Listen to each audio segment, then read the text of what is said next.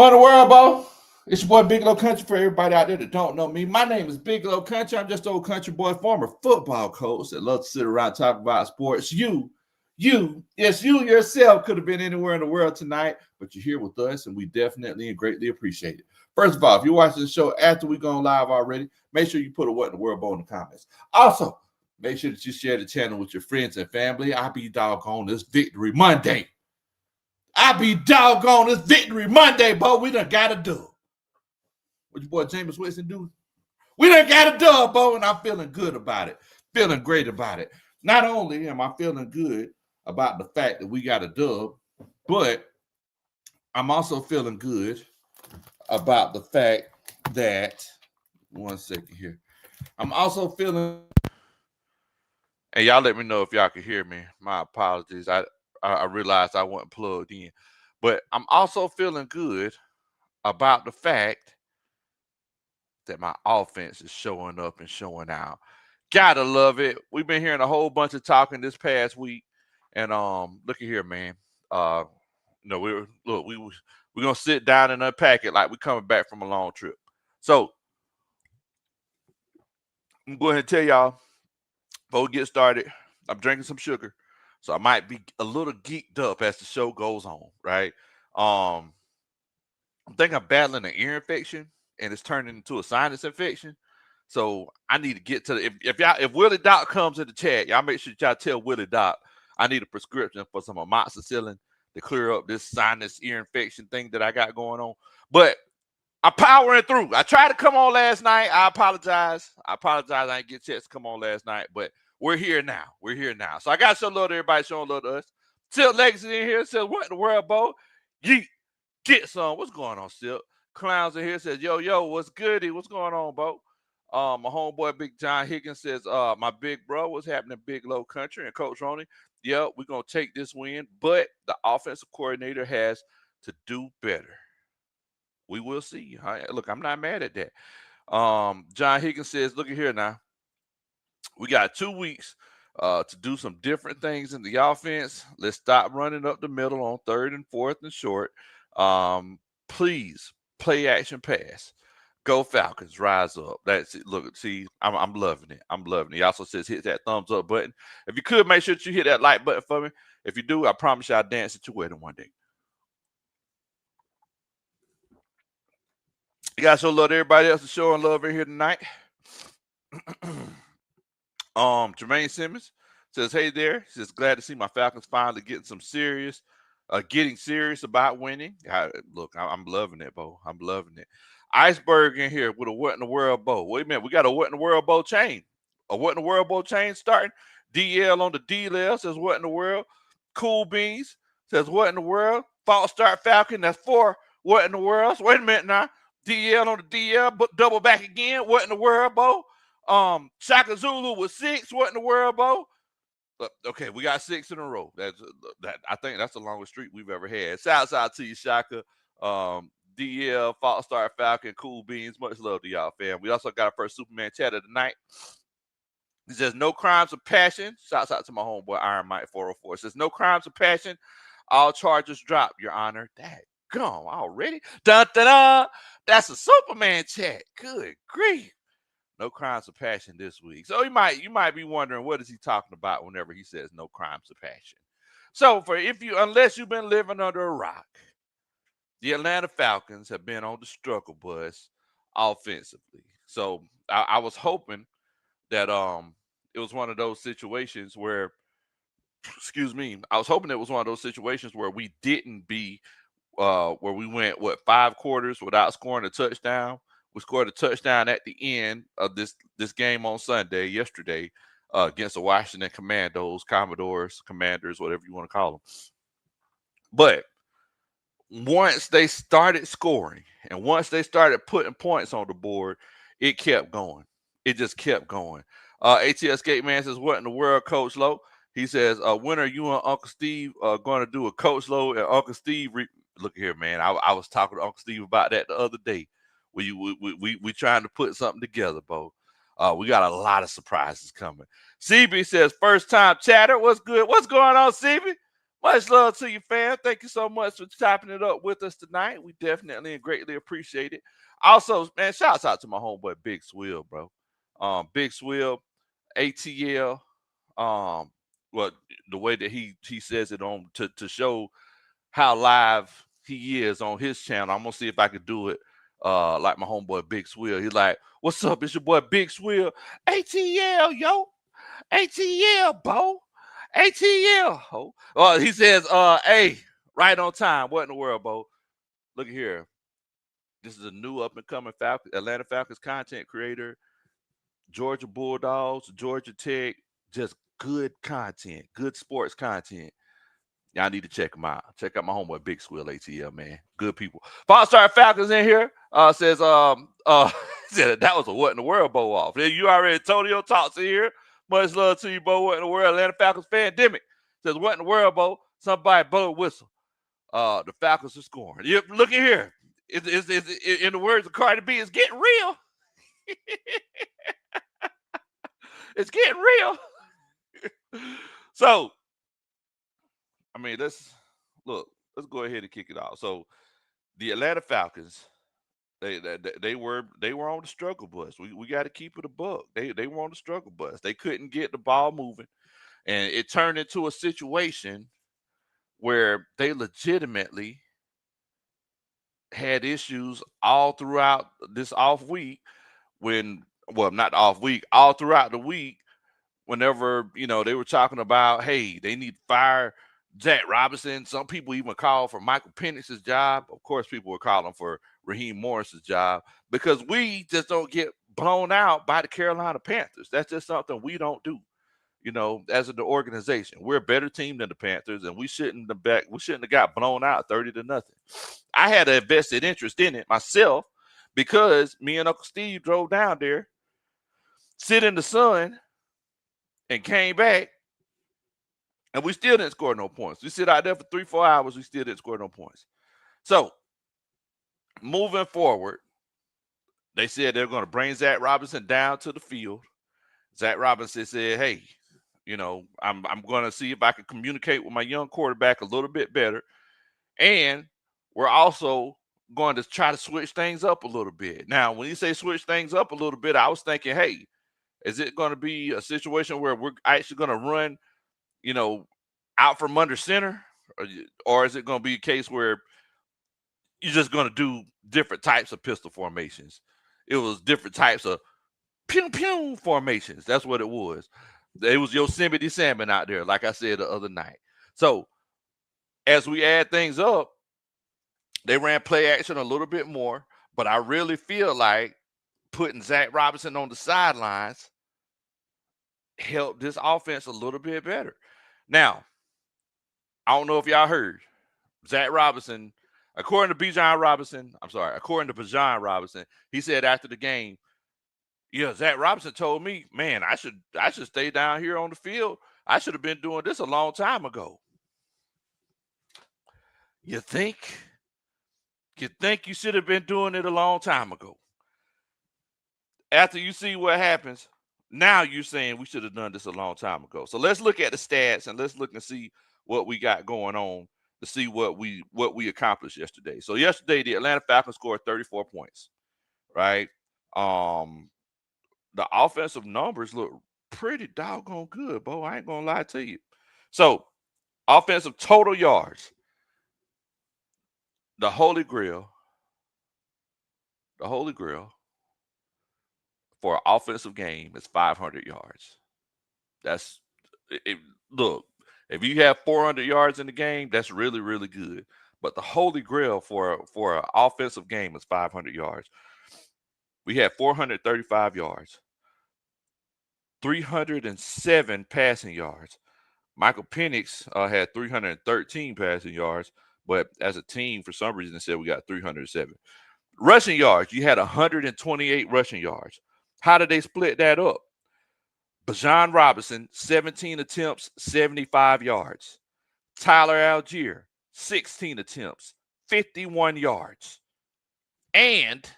And both of them had a touchdown. Now, is it just me, Or is it one of those situations where everybody and their mama been saying that, yes, it's great to give Bijan Robinson the ball. What's going on, Coach Christie? How you doing? It's great to give Bijan Robinson the ball, but you also got Tyler Algier in the backfield. Come on now. You also got Tyler Algier in the backfield. I think you might need to get him the ball a little bit too, Coach. Last week, we gave Tyler Algier the ball one time. That was it. Because we were stuck on trying to air the ball out. Now, this week, even though Tyler Algier started off a little slow, he really wasn't getting wasn't moving the ball up the field, the first and second and third quarter. Halfway through that third quarter and that fourth quarter, Tyler Algier got his man. That's the type of guy Tyler Algier is. Sometimes you just gotta let it breathe. I don't know how many of y'all sip wine, or sip champagne or whatever, but they have this thing. Sometimes you just gotta let it breathe. Let it air out a little bit. Let everything expand. So that's whenever you could get you could really appreciate the fullness. I don't know. I'm not a wine expert. I don't know. But that's how now grape juice, I'm good with you. But that's how you could really, appreciate how good it is. Tyler Algier is the same way. You got to let it breathe. You kind of got to let it age like fine wine. You try to break. Mama Country makes wine all the time, right? And she make wine whenever she first take it out after it's been sitting and fermenting and everything. Like, it's okay. It kind of just tastes like, sour, sweet grape juice. But you let that joker sit for a good year and a half and then pull it back out. That's whenever you hitting, Bo. And I really feel like that's how Tyler Algier is. Like, some people, especially some running backs, they just need some time to warm up and get going. Shouts out to Coach Dreesy in here. Says, hey, Dre, feeling great. How are you doing? And shouts out to my homeboy Atlanta Falcon Fandemic, man. Great content as well. Y'all check my boy out, man. Oh, E-Man doing big things over there. He says, what in the world, Bo? I read that a little bit earlier. But yeah, somebody blow the whistle. The outfit blow. And I think he said it in his too short voice. He said, what's my favorite word? Bo. See, I thought I was going to say it, did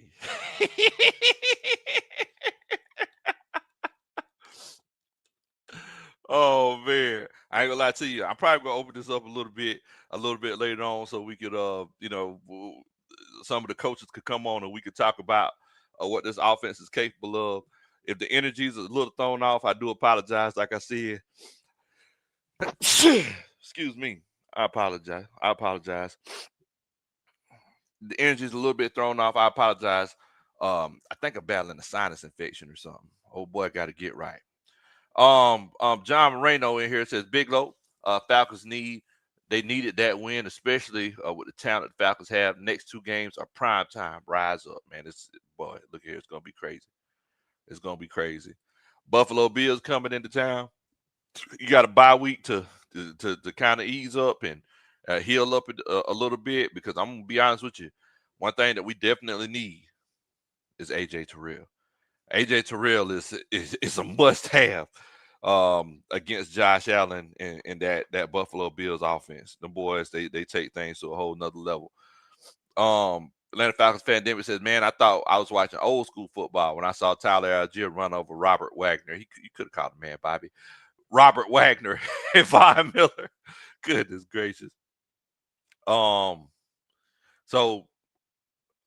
moving forward, what do y'all feel like the Falcons did differently? Do you feel like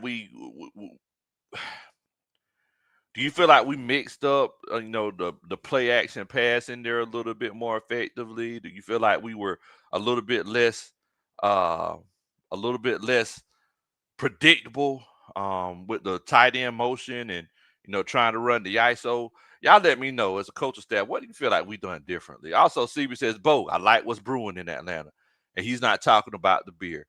On the Warpath says, we spoiled that wine. We look bad. He says, y'all got right and look good. Hats off to the Falcons. Y'all, shouts out to my homeboy over there, man. over there on the Warpath. I went over there and chopped it up with him a little bit before the game. I think a couple days before the game last week. We had a really good conversation. But I told him, I said, "Hey man, we don't want to let um, Marcus Mariota beat us. We got it's like a Taylor Swift and Kendrick Lamar song, Bad Blood. Y'all let me know if I'm wrong, if I got that one wrong. Uh, Jamil says, "Hey, Bo, what planet is Troy Anderson on? I haven't heard from. I heard a darn thing from him, but man, I don't know. I just know that he was on the pup list. They put him on the pup list whenever we got to training camp, and ain't nobody seen hide nor hair of him. I don't know where Troy Anderson is." Ricky Duran says, "More play action and more under center play." Now, I remember looking in the third quarter. I seen that it looks like we ran, and I never looked at the end of the game, but in the third quarter, they said that the Atlanta Falcons were running pistol like 58% of the time, and I believe they were running shotgun like 40% of the time, if I'm not mistaken. Now, I could be wrong.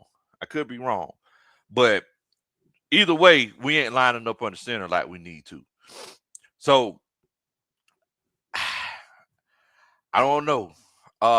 Brandon Levy says Bijan Robinson is Marshall Falk upgraded. Well, I mean, look, I ain't gonna lie to you. Bro. Like at this point in time, Bijan Robinson is legitimately our offense. I'm finna read some stats that Coach Carey sent to the group a little bit earlier today.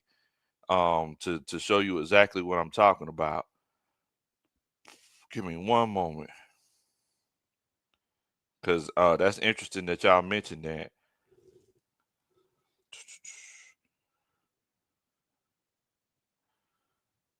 Okay, I can't find it, but essentially what it said was that Bijan Robinson led the team in touchdowns, uh, touchdown runs. He led the team in rushing yards and rushing carries, in receptions, and he led the team in touchdown catches. So Bijan Robinson is legitimately our offense right now. So look, the main priority, y'all make sure Bijan Robinson stay hydrated. Make sure that he gets all the water and potato chips, because that's what we had whenever I was coming up. We didn't do all that fancy schmancy Gatorade. They try to give us Gatorade. We're like, wait a minute, why that water orange? We don't want the orange water. They give us some water and potato chips. Lay's plain potato chips. It'll do you better than any kind of Gatorade or Powerade do you. Let me get down off my soapbox. Y'all make sure that Bijan Robinson stay hydrated. Make sure that he stays. I'm not gonna say stretched out. Make sure that he stays stretched and good to go, because the last thing that we need for this offense is for Bijan Robinson to go down. I trust the rest of these guys. I know that Darnell Mooney, he's on the men still. Drake London. Oh my goodness. Drake London came out playing some ball. We had a Drake London sighting. Drake with that, what was it, 49-yard pass? Some people said, and people say he can't separate. Look here, I ain't gonna lie to you. That man separated like something I ain't never seen on that 9 route. Craig Johnson said, "Low country, Bo, man, I need to make some this weekend." Look here now. Look here. You be careful with that stuff. You making some wine or some moonshine. Don't be out there, you know, making it and sipping it. You got to have somebody else to sip it for you, because you go out here sipping it, you know, you're going to mess yourself up. On the Warpath says Bobby Wagner looked like an old man who had his wallet stolen, chasing after Bijan Robinson. Look here, man. I ain't going to lie to you. You can't blame that on Bobby Wagner age. Fact of the matter is, everybody looks like an old man who's chasing after somebody who just had their wallet stolen. That's Bijan Robinson. Bijan Robinson is just, I hate to throw that around. He's a generational talent. I'm just gonna be honest with you. Slim Guy says, stop the pistol on 3rd and 1, 4th and 1. Give the ball to Tyler. Hello. That's what they say. That's what they say in the stadium every time. Every time he get a first down, give the ball to Tyler. Atlanta Falcons fan David says, man, Troy must be sleeping with somebody in the organization. Daggone! What in the world, boy? Goodness gracious. Also, we got a Superman chat from my homeboy Padre. He says Zach needs to come to the All-Star still. He says, I ain't forgot. He needs to slide out the door and make some room for Mike McDaniel. Hello, I hang up and listen. Da da da. That's a Superman chat. Daggone. Say he need to make room for Mike McDaniel. Look at here. Mike McDaniel, he's getting ready to win. What is his second game this year? He getting ready to win his first game this year against the Jets. I ain't gonna lie. Mike McDaniel would be a really good look. Really good look as offensive coordinator. But I mean, at the end of the day, though, Padre, I mean, we kind of gotta go with what we got. We can't make plans yet for Zach Robinson to leave because Zach Robinson's still here, right? Brandon Levy says Marshall Falk upgrade. Man, I ain't gonna lie to you. The thing about Marshall Falk is Marshall Falk was just consistent. He could do everything consistently. The thing about Bijan Robinson is Bijan looked like he could break a big run at any time. It's like at any time. Um, bro, I still can't believe he got caught on that long pass, but he legitimately could break a big run at any time. The only thing is, like I said, I got to see it a little bit more consistently from Bijan to put him up there in that Marshall Falk. But I'm gonna say, as far as overall like physical talent, Bijan all day. I'm just gonna go ahead and say it. And fact of the matter is, Brandy, is that your boy Marshall was an athletic freak. You know, they say he didn't look like an athletic freak, but you try to tackle him. Bijan, physically, he's that guy. Look. I ain't gonna lie to you. I dapped Bijan up a couple times. I like, wait a minute, boy, what you eating now? I dapped him out. Like, hold on, Bijan. What? Hold on now. I don't know if I can get you down if I had to. Daggum. Cool Bean says Drake looked like a legitimate number one wide receiver. Yes, it was great seeing Drake do his thing. Craig Johnson says I'm from Savannah, aka C Pope. What's going on with you, man? Much love to you. Also, we got Big John in here with another Superman chat. He says amazing. What a good, well aimed kick in the cooter shell can do for refocusing your outlook and perspective. Thanks to all the Falcons fans. Good job. Cooter shell? What? Da da da. That's a Superman chat. Cooter shell. What? Like where? What are we doing, guys? Cooter shell, John? Goodness gracious. So I really do agree with you in that aspect, John. Fact of the matter is, and y'all make sure y'all check out the eye test. Fact of the matter is that when it comes to what the Atlanta Falcons fans, the local media, and the national media did, they did something that we legitimately needed. And they seen this Atlanta Falcons offense. They seen this Atlanta Falcons coaching staff, and they did this. And this ain't like that. What's that birthday song? Shine the light on them. Shine the light on them. Nah, what they did was they put the spotlight on the Atlanta Falcons, and they put the spotlight on Zach Robinson. And you know Zach Robinson was singing that old school Jennifer Hudson song with Rick Ross. No, I don't like living under your spotlight. Maybe if you y'all don't know about that one. See, I had to take it back. But John, I don't know if I gave it to you. But that's that da da da. That's a Superman chat. Fact of the matter is, that's what these Atlanta Falcons did. So a lot of people say, hey, I really don't know what the purpose of content creators are. I don't know what the purpose of, everybody talking on Twitter is. This was the purpose. Think about it. All week long, even Fact of the matter is that by the time you get to Tuesday or Wednesday, look, I've been a Falcons fan on social media. I haven't been making content that long, but I've been a Falcons fan on social media. We normally talk about the game that just happened on Sunday for 2, maybe 3 days. By the time Wednesday come along, we turn to the page. Y'all, it was Friday. It was Friday. And you still see people, well, I mean, shoot. It don't matter who the quarterback is. I don't care if it's Marcus Mariota, Jaden Daniels, Joe Theismann, Mark Ripken. Fact of the matter is that if we can't score no points, we ain't finna win this game. And you look at what happened. Washington Commanders, they turned around and scored 27 points. We had to score points to win the game. And think about it, guys. The fact of the matter is that it's not like our defense played bad. Look at it. We allowed 294 yards total. On the ground, I ain't gonna lie to you, they're low-key gutting us on the ground. 147 yards, but through the air, 147 yards we gave up. Washington, they went 1 for 8 on third downs. 1 for 8. Now they did go 2 for 2 on fourth down. We got to get off the field on fourth down. Atlanta Falcons went 6 of 12 on third down. But yeah, we got 2 sacks. We got a pick. Shouts out to Xavier Watts, and we're gonna talk about this defense a little bit more in depth. But I'm telling you something.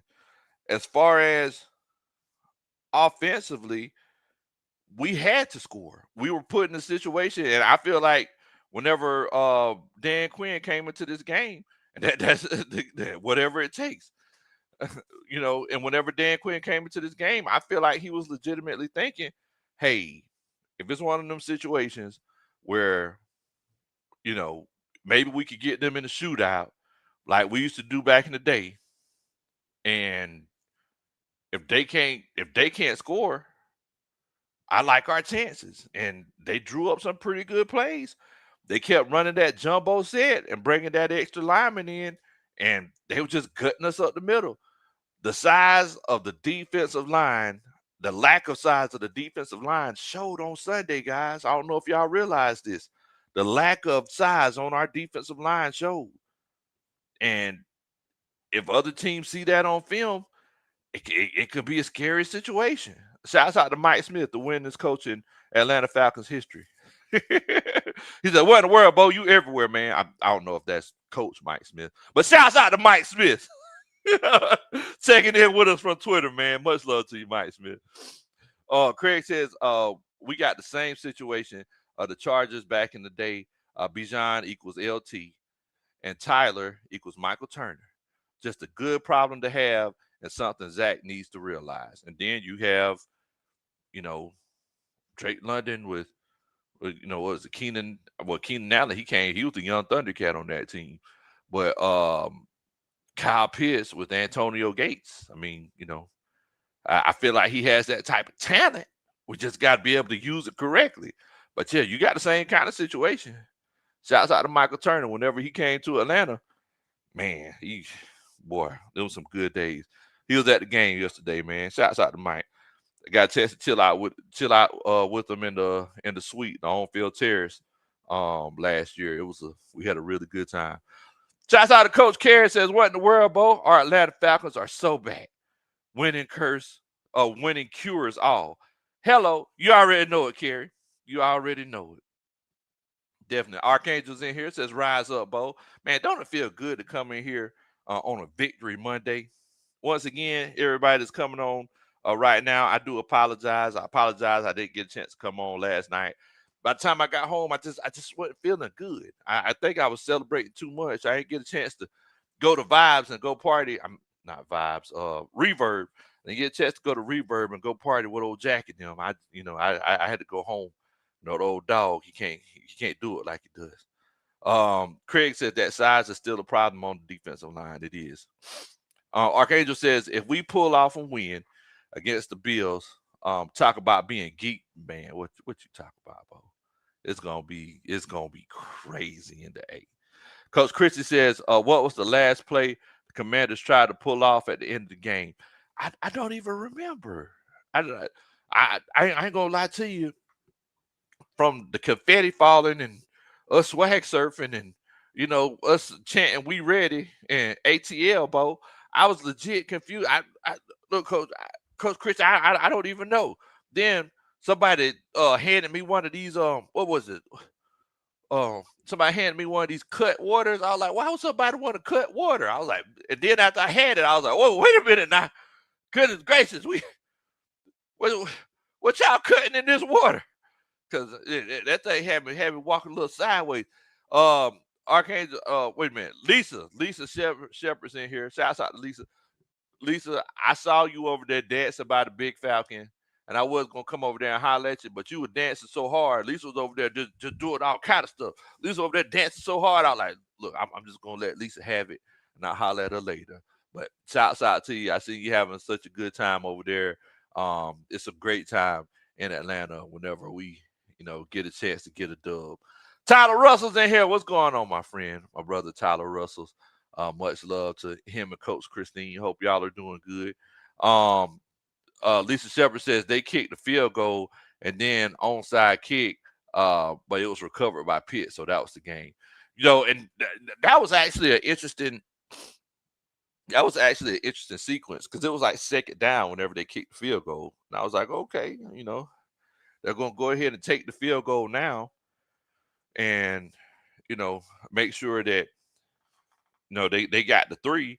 And then they're going to make sure once they get that 3, they're saying, hey, if we receive this if we recover this onside kick, we'll be in a situation where we already have good field position, which was smart. Dan Quinn, I wish he would have thought about, special teams like this whenever Dallas kicked the onside kick against us. But it was smart because he said, hey, we're going to go ahead and kick the field goal now while we still have time. And then we'll go ahead and kick an onside kick and try to recover the ball on their side of the field. And then we'll try to score a touchdown to tie it up. And whenever I seen that, I was like, oh, Dan Quinn on a whole nother type of thinking. He's on a whole nother type of thinking. CB says, I know we're not ready for this conversation, Bo, but resign Pitts. Don't hurt me, Bo. Man, that's a good question. That the thing is that if Kyle Pitts continues playing the way that he's playing, he's going to be 1,000-yard receiver, especially if you have an offense like you had yesterday. If Kyle Pitts continues playing ball the way that he's playing, he's going to be 1,000-yard wide receiver. And look, I think this is the Kyle Pitts that we wanted, right? So through 4 games, Kyle Pitts has 20 catches, 205 yards, averaging 10.3 yards a catch, with 1 touchdown. So if you multiply that times 4 and then add 1 more game on top of it, he'll be close to 900 yards. And mind you, this is after the last game we had, game 3, whenever the offense looked completely terrible. And the offense looked pretty bad against Minnesota too. So if he has the type of game that he had yesterday, he has that consistently. And Kyle, he's always good for one game where he, kind of goes off, especially on National Tight End Day. Kyle Pitts could be 1,000-yard wide receiver. I want to ask everybody in the chat what they think. The way that Kyle Pitts is playing now, to answer CB's question, do y'all think he'll be 1,000-yard wide receiver this year? If you feel like he will be 1,000-yard receiver or 1,000-yard tight end, put a 1 in the chat. If you feel like it's one of them situations where, he ain't gonna make it, whether you feel like it's close or you feel like it's not close, put a 2 in the chat. I just want to know what y'all thinking. Feel like he will be 1,000-yard receiver, put a 1 in the chat. If you feel like that's not gonna happen, put a 2 in the chat. I just want to know what y'all thinking. I want to know if I'm outlandish. Tyler says, happy the Bucks ran out of time, 1 game back. Yes, because they were trying to come back on the Eagles. We were sitting there watching that in the stadium. I was like, man, look, it would be a perfect Sunday if we win and all the other teams in the NFC South lose.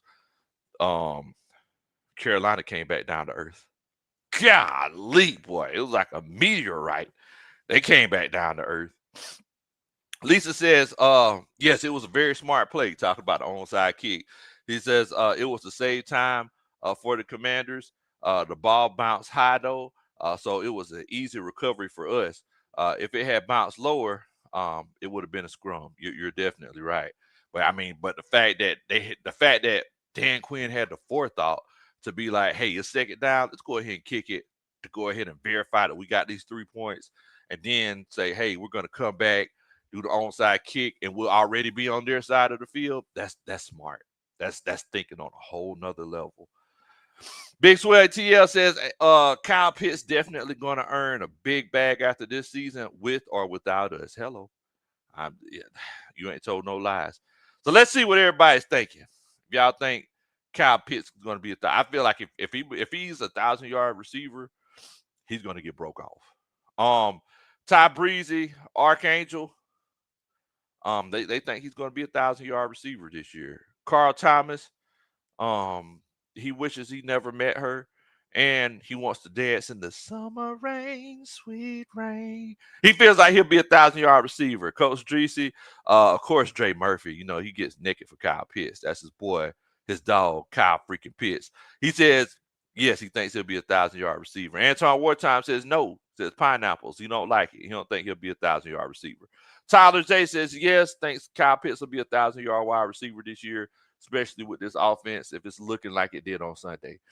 Dr. Slick says 2, says I think he ends up around 900. And you know what? I'm not mad at that.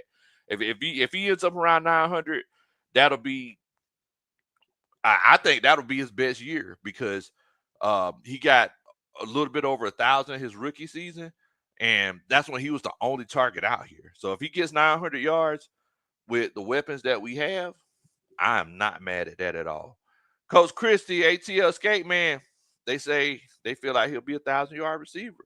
Will Amy says special teams by covering needs to be addressed. Man, we look here. We're gonna talk about Coach Williams and what they covering and ain't covering.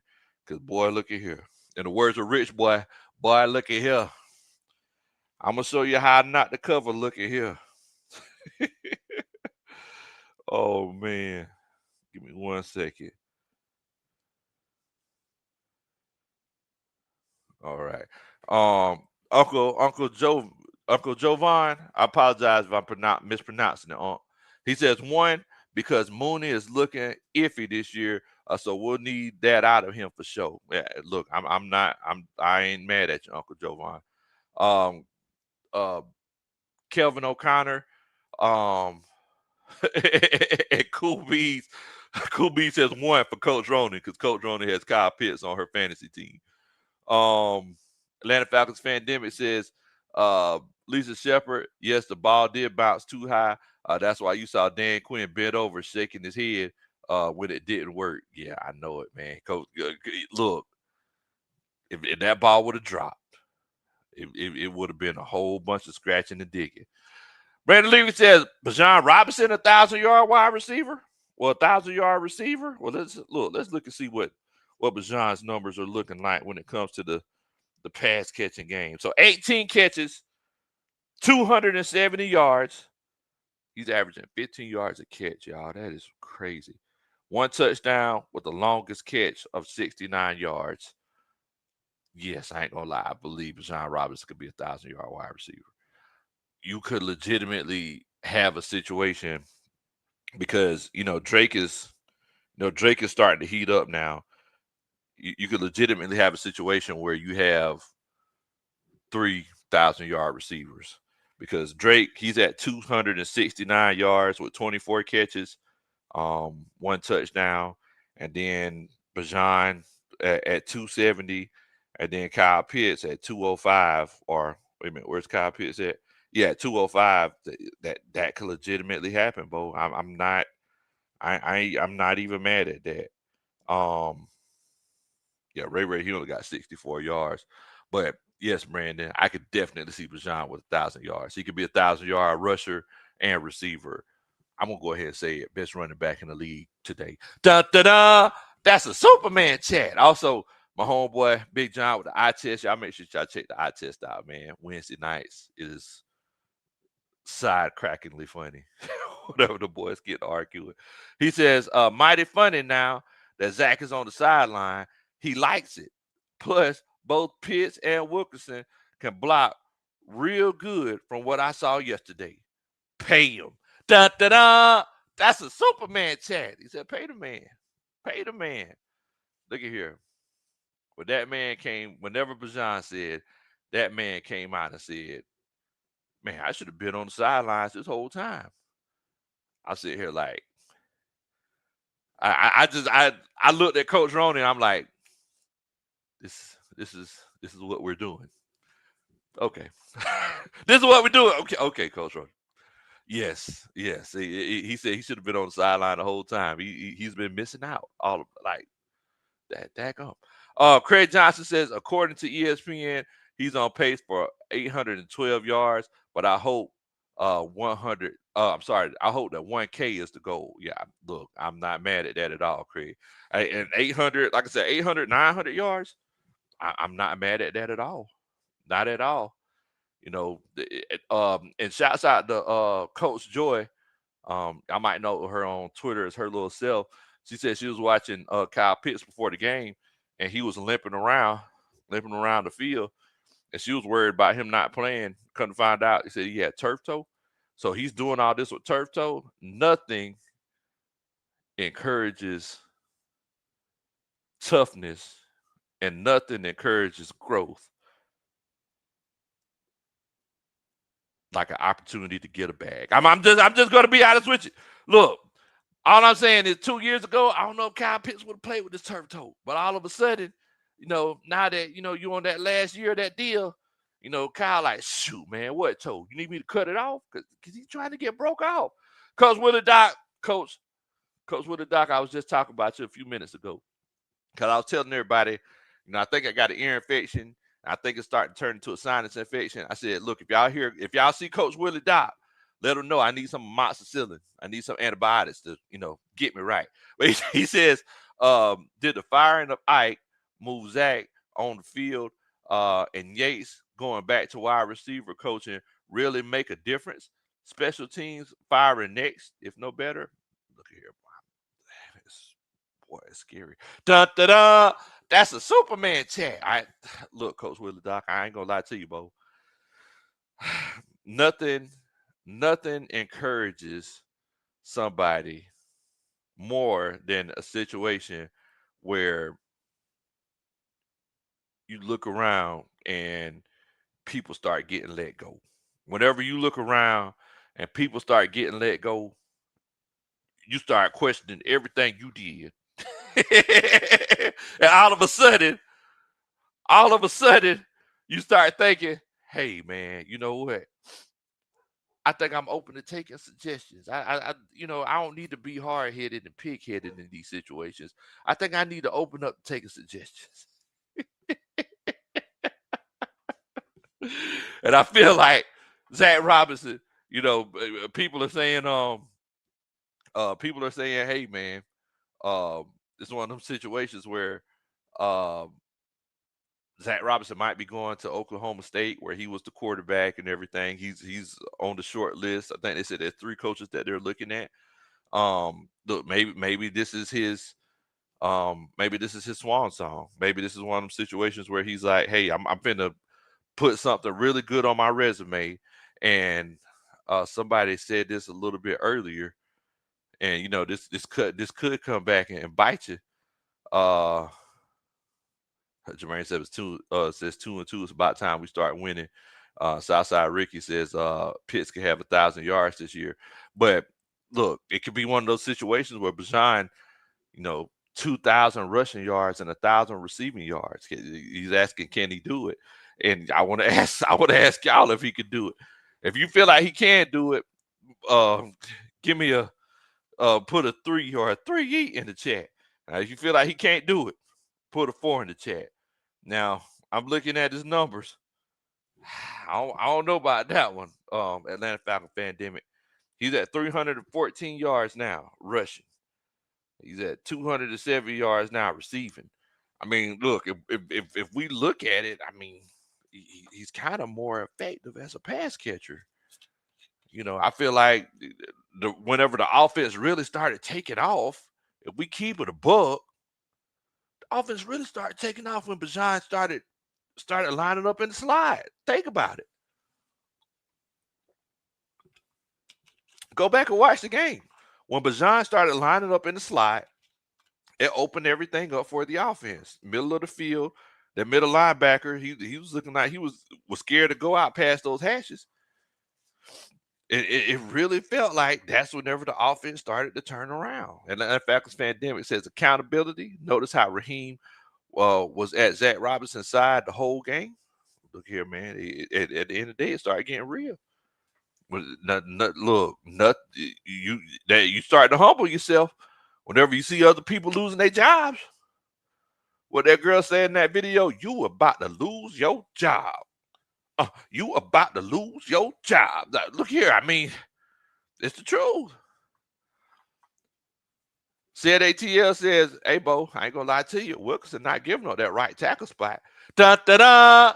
That's a Superman check. He said he ain't getting it back. He said he leaving here with something. He from round the way. He said he ain't getting it back. Chamarcy, what's going on? Yes, we gotta minimize those penalties. Minimize those penalties. I don't know what I'm saying. But he says we gotta minimize those penalties. Uncle Joe Vaughn says, put the ball in Kyle's hands is always going to be positive. I've been arguing with folks for years. Glad he's showing out now. And you got the name right, Bo. Okay, all right. Look, I don't want to mispronounce your name, Unc. I don't want to mispronounce your name, fam. Definitely. If Coach Willie Doc, I definitely get those antibiotics. I'm going to see if I can do a teledoc appointment first because I got a whole bunch of work to do. All right, so let's see.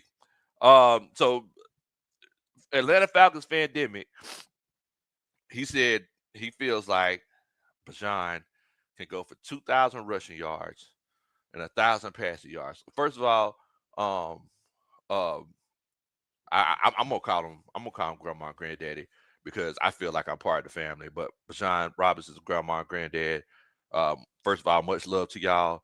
And if he gets 2,000 rushing yards and 1,000 receiving yards, you can credit the coaching staff. You can credit us because we've spoken it to fruition. Oh man. Yeah, it might be GG's for Tyreek. I ain't gonna lie to you. I seen that leg injury. It was rough. Atlanta Falcons Pandemic says 3 yeet. Feels like Bijan can get 2,000 rushing yards and 1,000 receiving yards. Antoine Wartime says 3. Feels like it can happen. Clown says we went against the oldest defense in the league and the offense without Jaden and Scary Terry. Bills matchup is going to tell us a lot. Excuse me. Yeah, I definitely I'm going to talk about that Bills matchup. Cool Bean says 4-4-4. Tyler Russell says 4. He feels like that's not going to happen. No, you don't think Bijan could get those 2,000 rushing and 1,000 receiving. Unc says 4. Wouldn't even want him to do that. That's too much. That's a lot on the body, Bo. That's a lot on the body. Dre Murphy, Antoine Wartime, they said they don't feel like that can happen. Will Amy, he just in here laughing. He down there in 9-1 dudes laughing. Lisa says, that's true, Big Low. Bijan as a pass catcher is a cheat code. All teams stacking the box to try to prevent Bijan's running. Exactly. And whenever he split out wide, those guys are like, wait a minute, what's going on? Is he going to motion back into the backfield? Oh, wait a minute, he's running a route. Shoot, I can't catch him whenever he does have the ball. Now he's going to be trying to fake me out before he gets the ball. That's tough. That's tough. That's tough. Dr. Slick says, if the question is if he can, then absolutely can. If he should or not, that's different. And look, I completely understand that. Carl Thomas says, Coach, we got to get a CB2. Mike Hughes trash. Dang, Coach. You gonna throw Mike under the bus like that? Man. Carl Thomas says 4. You don't feel like that can happen. Tyler Russell says Again, man, that's a lot of yards from one person. That's a lot to put on the body. Dree says 4. She says she don't feel like that can happen. Will Amos says 912. C-Po in the building. Much love to you, Bo. Much love to you. Atlanta Falcons fan David says, I think he can do it. Bijan is different. He just built different. Okay. Okay. Well, look, somebody mentioned a little bit earlier in the chat. It's one of them situations where Elijah Wilkinson looking like, hey, I ain't finna give that job back. Did y'all see Elijah Wilkinson yesterday? Did y'all see him kicking those guys out on them big runs? I know whenever the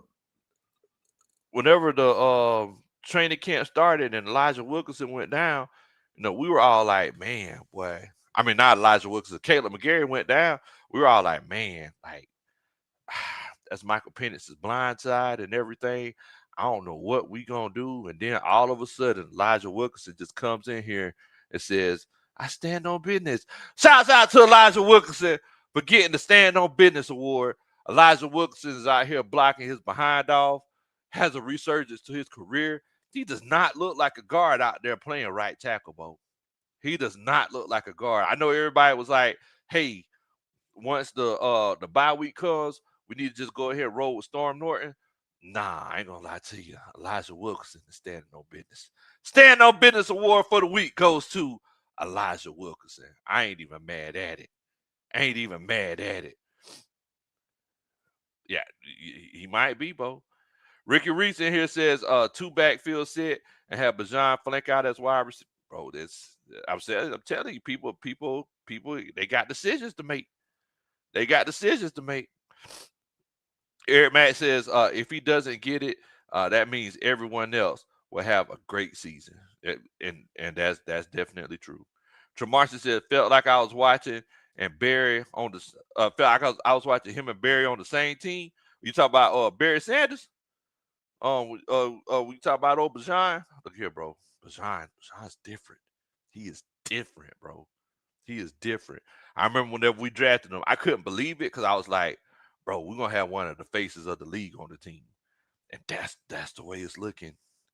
That's the way. And the crazy thing about it though is that he's just a good dude overall. That's the crazy thing. Like, great player, even better guy. Will Amy says he gets his draws burnt. He could go next year, draft adding another cornerback. Man, and the crazy thing is that um whenever it comes to the defense, is that we were thinking, hey, if we're getting more pressure on the quarterback, it's going to help our if we get more pressure on the quarterback, it's going to help our cornerbacks and our defensive backs out a little bit, which is why Xavier Watts, what he has, 2 interceptions, should be 3, 4, or 5, but he's 2 interceptions.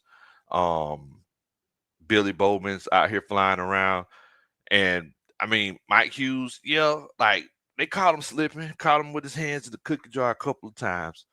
But look, I'm gonna be completely honest with you.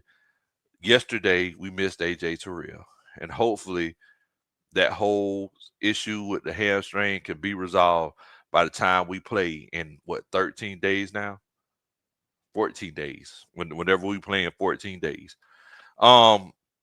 Shouts out to my homeboy Big John with the eye test. He says, why does Bijan get a fullback but Agier don't? That's crazy work. Da da da. That's a Superman chat. Well, look, Tyler his own fullback. Tyler walking around with his fullback in his back pocket, bro. Like that's a tough man to bring down. But the crazy thing is that Bijan's starting to run like that too. Them guys legit starting to feed off each other. Tremarcy mentioned earlier said they were watching it and it felt like Algier felt like Emmitt Smith and Bijan felt like Barry, bro. But that touchdown run Bijan had, he wasn't coming down. Like he wasn't stopping till he got to the end zone. He was not stopping.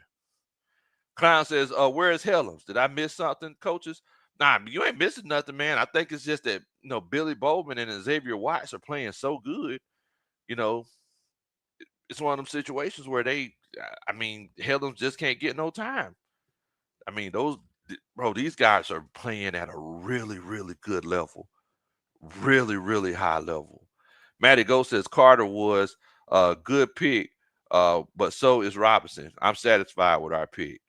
I mean, so whenever y'all look back at it now, I know hindsight is 2020, and that's a great point, Matty Ghost. Whenever you look back at it now, is it a situation where are y'all happy with Bijan Robinson, or would you still would have rather have Jalen Carter? I mean, if you would rather have Carter, put a 1 in the chat. But if you happy with Bijan, put a 2 in the chat. Because I feel like Bijan he's gonna be a face of the league. Like Bijan gonna get a Madden cover. I'm what is it for him now? Year 3? I'm not. It's a situation. I mean, Saquon said he's the next one up. So no, we'll see. Dre says, I personally wanted AJ Terrell's brother out of Clemson. Met AJ Terrell's brother at training camp, bro. Cool people. Gerard says, Jalen Walker ain't showed up. Jalen Walker did, bro. You see how Jalen Walker was setting that edge? Jalen Walker was showing up. Like, he wasn't getting the splash plays as far as like sacking the quarterback. But when it comes to setting the edge, Jalen Walker is showing up and showing out. Come on, bro. Like, Jalen Walker is showing up. He is showing up. Chris said, we happy. See, I'm happy with Bijan. Okay, I got you. All right, so if you're happy with Bijan, if you looking back at it, you rather would take a Bijan, put a 2 in the chat. If it's a situation where you felt like Jalen Walker would have been the better pick, put a 1 in the chat. Because I remember looking back at it, a lot of people was like, man, what are we doing? We always trying to go after the offensive, the pretty offensive players. Well, we need this help up front. We need this defense up front. And I kept saying, like, look, guys, unless it's a situation where it's a, generational, once in a lifetime defensive tackles just normally don't get taken in the first round. I mean, and Jalen Carter, mind you, great player, really good player. But I don't feel like he's and this might just be me. I might be looking 13, 14 years from now in the future and being like, man, Jalen Carter's a Hall of Famer. I don't feel like he's like a once in a lifetime defensive tackle. That, like I said, that's look, I'm from Georgia, go Dogs, but I feel like it's a situation where Bijan Robinson's a once in a lifetime kind of running back, y'all. Like let's keep it a buck.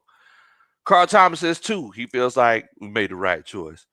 Zach High says Bills ranked 31st and stopping the run. What's y'all thoughts? We gonna get to that, Zach. We gonna look at how we're gonna approach that Buffalo game a little bit later on. Clowns, Brandon, Ty Beasy, Lisa Shepard, they all say 2. They feel like it's one of those cases where, hey, you made the right choice. It's like you made the right choice. Dr. Slick, Ben Quavius, they say 2. Will Amy says they use Helms and cover spy or contain a mobile quarterback. Yeah, I mean, look, he's definitely a multifunctional piece. Jay Murphy says, I thought Mike Ford was Hitman Helms. The way he hit that dude on special teams, man, Mike Ford is a special teams beast, bro. I need to check and see because I know he's sustained an injury yesterday. I need to check up on him to see how he's doing. Carl Thomas says, nah, Bijan, all world. Yes. Yes, 1,000 times, yes. ATL Skate Man, Shaka Zulu, Pretty Slim. They all say 2. They say, yeah, we going with Bijan Robinson all day. Jamarcy said, we good. William Amy said he's going to be on the next cover of Madden 27. Dang, go. Sherrod, Antoine Wartime. Wait a minute. Arthur Smith's in the chat. Arthur Smith's the one that took Bijan, and he told y'all that y'all just don't see the vision, but y'all had to let him go. Dang, y'all had to do Arthur like that. Jamal, Dre, Juan Solo, Ricky Reese, they all say too. They say that they say we made the right choice taking Bijan over Jalen Carter. Yeah, man, Bijan is special. He's special, bro. He's special. Exactly. He ain't Aaron Donald. Let's be honest. Come on now. Come on, y'all. He ain't Chris Jones. He's not those guys. What did that lady say on that video? No, you're not him. You're not him. He was the safest pick. He was the safest pick. My homeboy Winston in here says, "What in the world, Bo?" And chat, smash that like button if y'all could. I would definitely and greatly appreciate it if you hit that like button for me. If you hit that like button for me, I promise you I'll dance at your wedding one day. If someone could, make sure that you let us know how many likes that we got. I don't know where we at. So if you could let us know how many likes we got, I would definitely and greatly appreciate it. Y'all know what the goal is, every show. Y'all look, y'all know what the expectation is. Y'all know we try to go for 100 likes. That's the standard.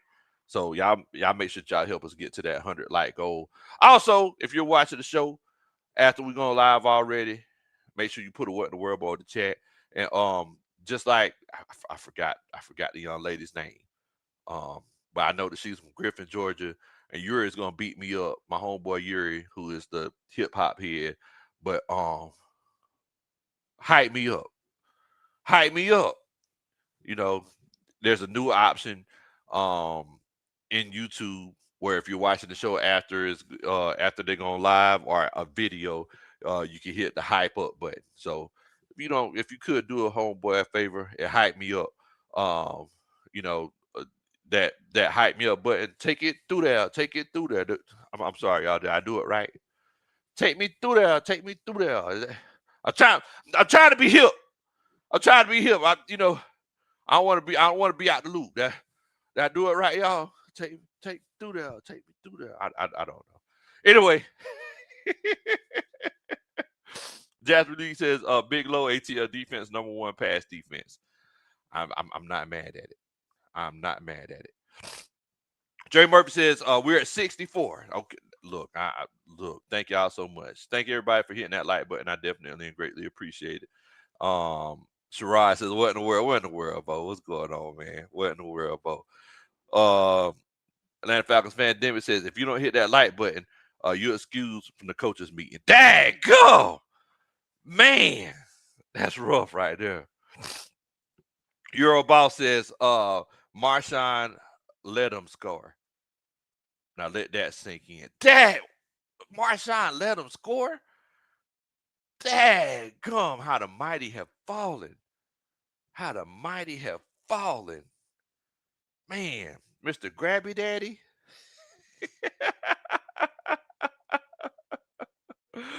Oh man, Days Dig says, what in the world, Bo? He says, I saw you swag surfing with the fam yesterday. Wait, boy, look here. That swag surf always hits differently whenever you getting that win. I talked to somebody at the stadium. I talked to somebody at the stadium during the off season. I was like, hey man, like could y'all please can y'all please stop asking us to swag surf whenever we losing? If you could do that for me, I would greatly and definitely appreciate it. They're like, what do you mean? What do you mean, Coach Lowe? I was like, well, look at here, man. It's like Atlanta is a city. We got the busiest airport in the world, and we got some of the best airport prices, right? And a lot of people fly in here, and you know, we want to show them an experience. But do you know how many times?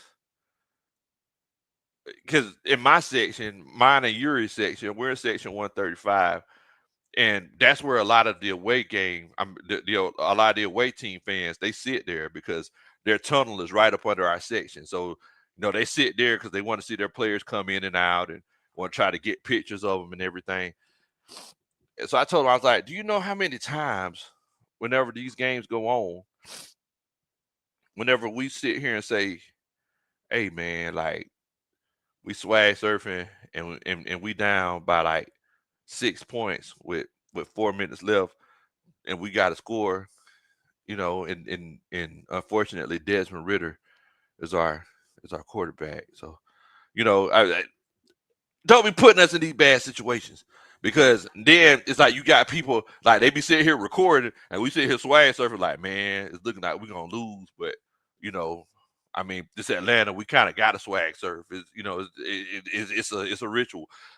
So I appreciate the Atlanta Falcons for not making us swag surf.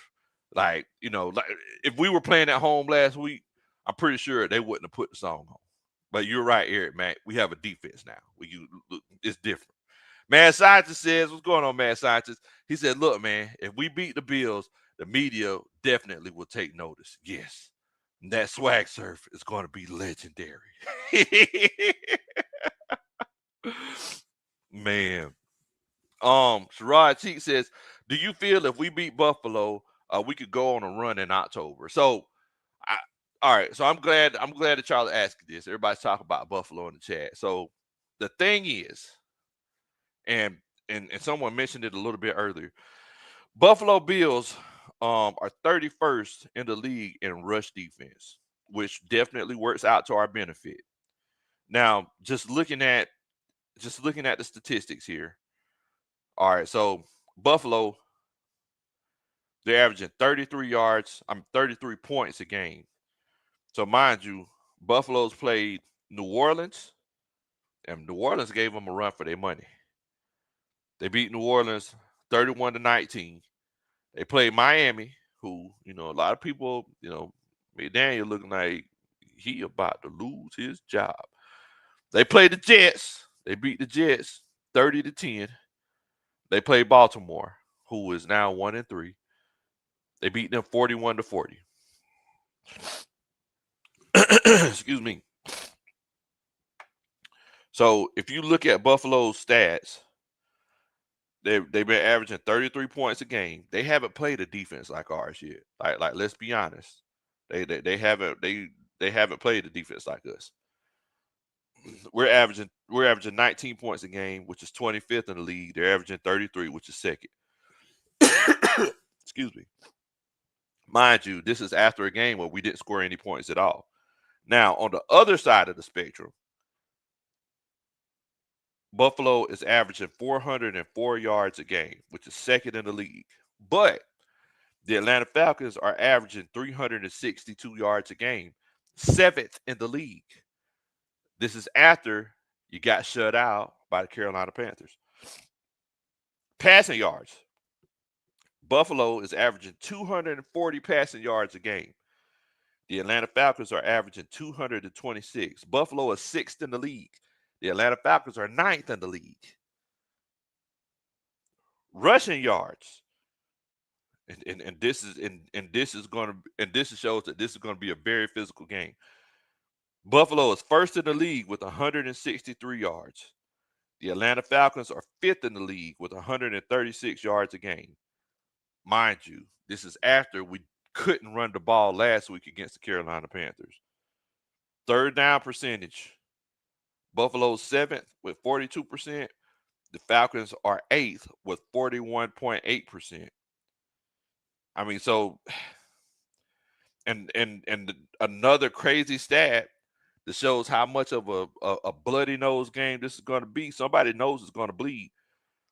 Buffalo is first in the league with time of possessions with 34 minutes and 5 seconds. Guess who's second in the league?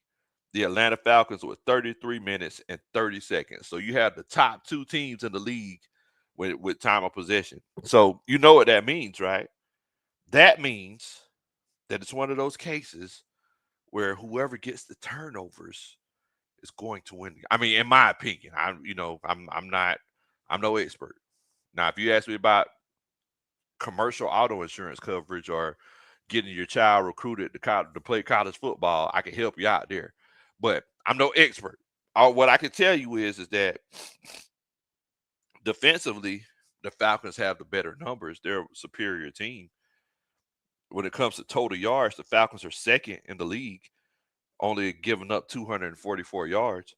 Buffalo's 10th with 290 yards. The Falcons are second in the league, only giving up 135 passing yards a game. But guess who's first? The Buffalo Bills with 125. Also, Buffalo is worst in the league when it comes to giving up the run with 164 yards. Mind you, they played Baltimore week 1. And how many yards did they give up to Baltimore that first week, which I'm sure really affected the mean? Oh my goodness. So the first week they gave up 169 yards to Lamar Jackson, and they gave up 70 yards. I'm sorry, 169 yards to Derrick Henry, and they gave up 70 yards to Lamar Jackson. So look, they played a team who, you know, runs the ball very well, but everybody else that they played, think about it, whenever they played the Jets, Justin Fields led that team with 49 yards. Brees Hall ran the ball 10 times for 29 yards. Then, whenever they played Miami, A-Chain only got 62 yards. Ollie Gordon got 38 yards. So, I mean, nobody went crazy. Then against New Orleans, Alvin Kamara got 70 yards. Well, wait a minute, Kendrick Miller got 65. So, I mean, they had a pretty productive day that day. And Spencer Rattler had 49. But so, I mean, look, it's there's a lot that goes into it. But mad scientist is definitely right, man. It's gonna be a line battle. Matty Go says, we gotta stop the middle inside trap on defense. Yeah. The A gap and the B gap are definitely gonna be important, Matty Goes. And you know what's also important? That dun dun dun. That's a Superman chat. We definitely appreciate that, Bo. Well, Amy says if we keep Josh Allen off the field, we good to go. And that's the thing. Carl Thomas says that Buffalo ain't played nobody. Now look, they played Baltimore. And you know those big time AFC games, like both teams, they really take it to the next level. But I agree with what my homeboy Jamal is saying, man. I like our chances. The Bills have a tough divisional game against the Pats Sunday night before coming to Atlanta for Monday Night Football. I agree with you. I feel like we could be the team to give them their first loss. Go ahead and put me down for saying that. I feel like we could be the team to go ahead and go ahead and give them their first loss. And this will be the beginning of the coverage with the national media. Everybody's going to take note of Atlanta. Just a couple of weeks ago, everybody was saying, "Oh my goodness, I don't know what the Atlanta Falcons are doing. They can't score any points." It's going to go from that to, man, the Atlanta Falcons just beat the Buffalo Bills. What's going on? I'm I'm just gonna go ahead and say it. I want to ask the coaching staff what y'all think. Do y'all feel like we have a chance to beat the Buffalo Bills? If you feel like we do have a chance to beat them, or if you think we will beat them, give me a 3 or a 3 geek in the chat. If you feel like it's one of them situations where that's not gonna happen, just give me a 2. Give me a 2. So Rod Cheek says, "What is our schedule for October?" Give me 1 minute, my friend. I can let you know in 2 shakes of a rooster tail. Give me 1 moment here. What is our schedule for October?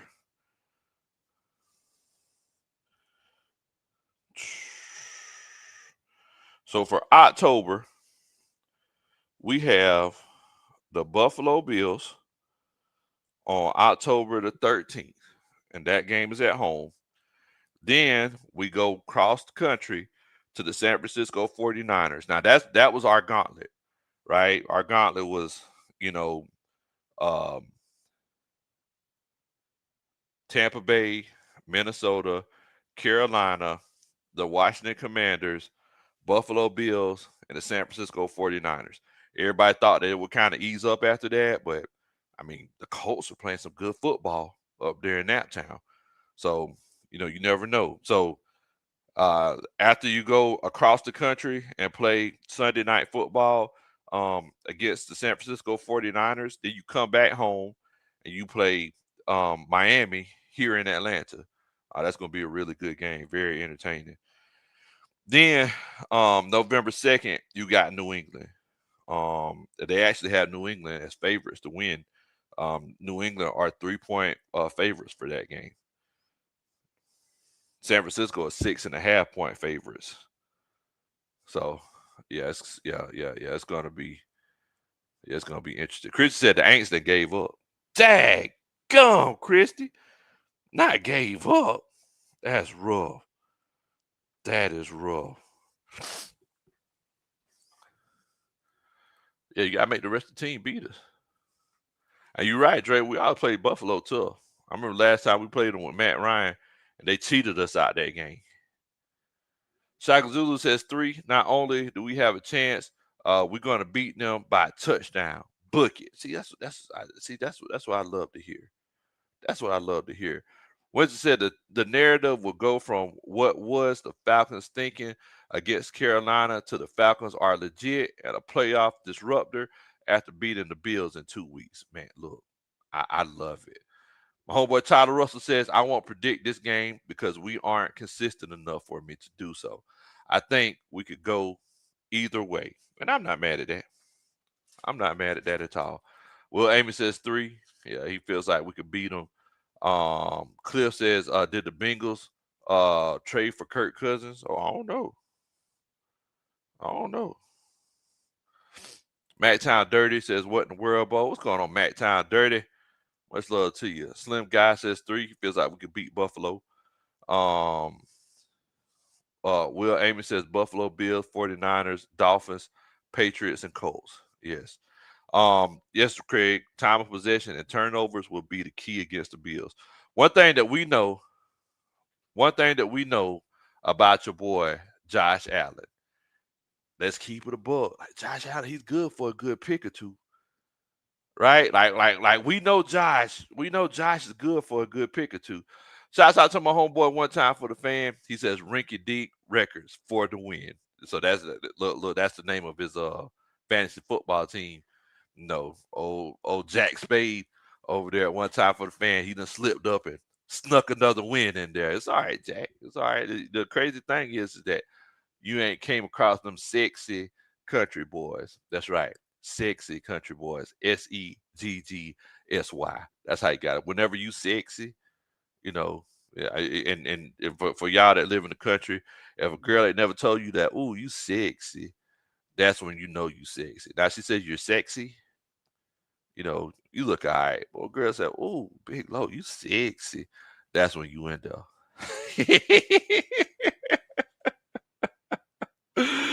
Oh man. Jermaine Simmons says, are the Falcons finally waking up? Look, that's a question to be determined, Bo. I mean, you know, we're gonna see, because think about it. My friend, Tyler Russell, you know, he said it himself. Tyler Russell says, hey, before we can say it's a situation where I'm gonna make predictions, especially against the Buffalo Bills, I need to see consistency. And I completely understand that. My homeboy Iron Mike, he says, we finally got a defense. I ain't scared of nobody. That's what I'm talking about. Dun, dun, dun. That's a Superman chat. I ain't scared of nobody. Run up on it if you want it. You're going to come running over here, but you're going to be limping back. That's the kind of energy you got to have. Well, Amy says, we gotta get hot around October and November. It's gonna pay off. Okay, I ain't mad at it. 330 says, what in the world, Bo? What's going on, 330? Hope you're doing good tonight, fam.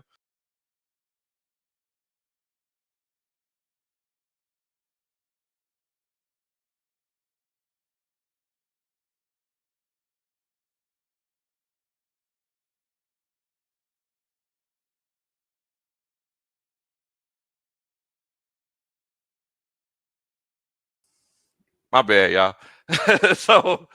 so fact of the matter is that I don't know what happened. I think I accidentally clicked something. Fact of the matter is, moving forward, my homeboy Tyler Russell says, um, he doesn't know if it's a situation where you could trust it. And I completely understand where you're coming from. So, did y'all hear Raheem Morris say that I believe I believe he said something to the effect of this win was an apology to our fans after the way that we lost last week. If you heard that Raheem Morris said that, put a one in the chat. And I'm asking this question for a reason. If you heard Raheem Morris say this win was an apology to our fans, if you heard that, put a one in the chat. Also, since we got a win, I'm feeling good.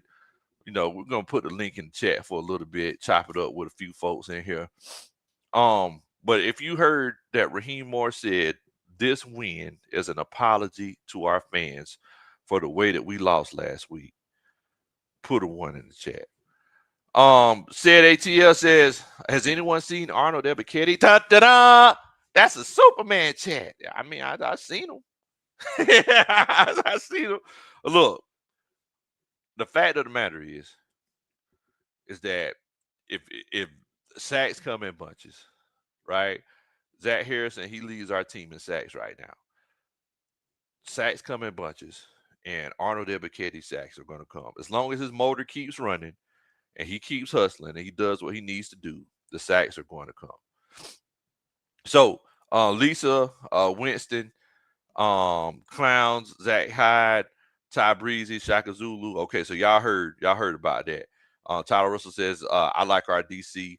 Let's see how we scheme up pressure against. I'm eager to see that. That's the matchup. Cool Beans, Eric Mack. They said that they heard about it. Everybody said he needs to shut up. Clown says we almost there, family. 91 likes. I love it. I love it. We're trying to get to 100 likes. So this man said that it's a situation where winning this game the way that we did was an apology to our fans.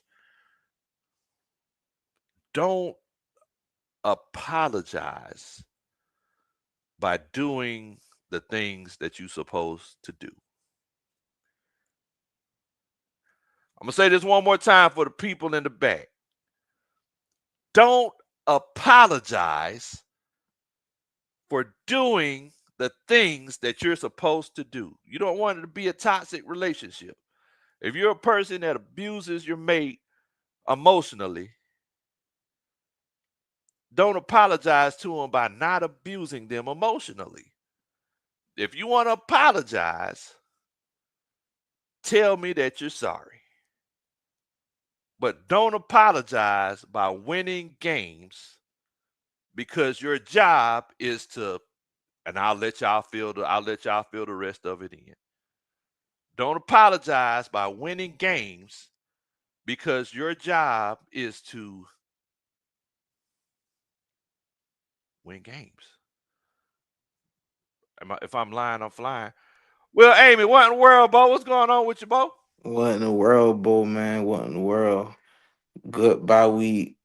Um, we played, complimentary football, and like you said with Raheem, I feel like sometimes you got to shut up and just move on. Be like, hey, well, let's get healthy, and move on. But what I would say overall, Zach Robinson did good in certain plays, but when we get in third and one situation, because I heard, I guess it was JJ Watt was saying that they're going to use third and one, and I guess game management, right? He got to work on that because they thought that they were going to get the Commanders off the field. Like I guess them supposed to scare them on 31, but Should we wait should have for just it. gave it to them because Yeah. we did left points on the board. But I feel like moving forward around October, when we get around mid season low, we already know how we play inconsistent.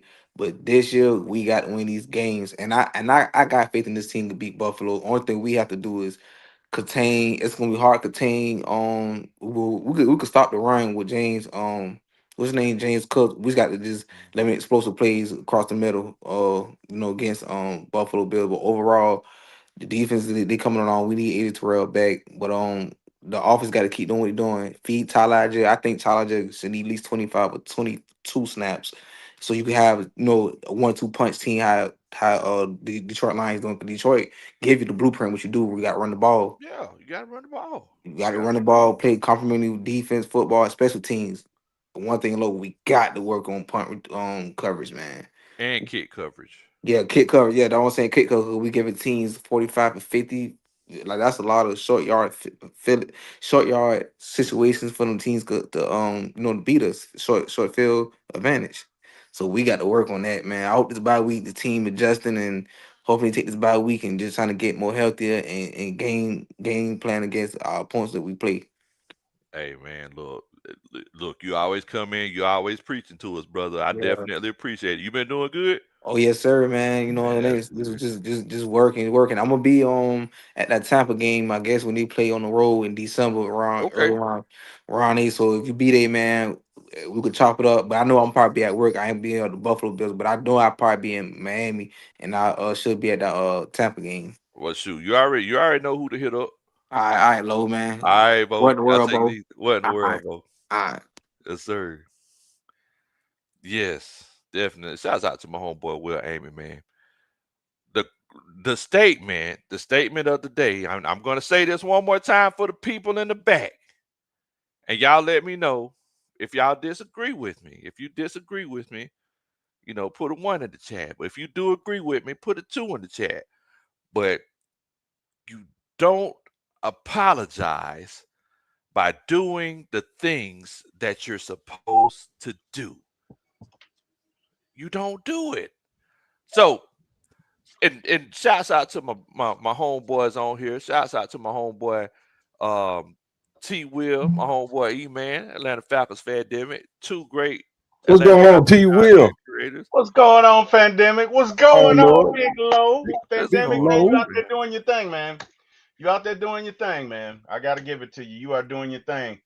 And hey, man, it's good to be on a show with you finally, dude. Because we did some shows like last year, and then we just kind of whatever. So hey, man, I'm glad to see you, Pandemic, man.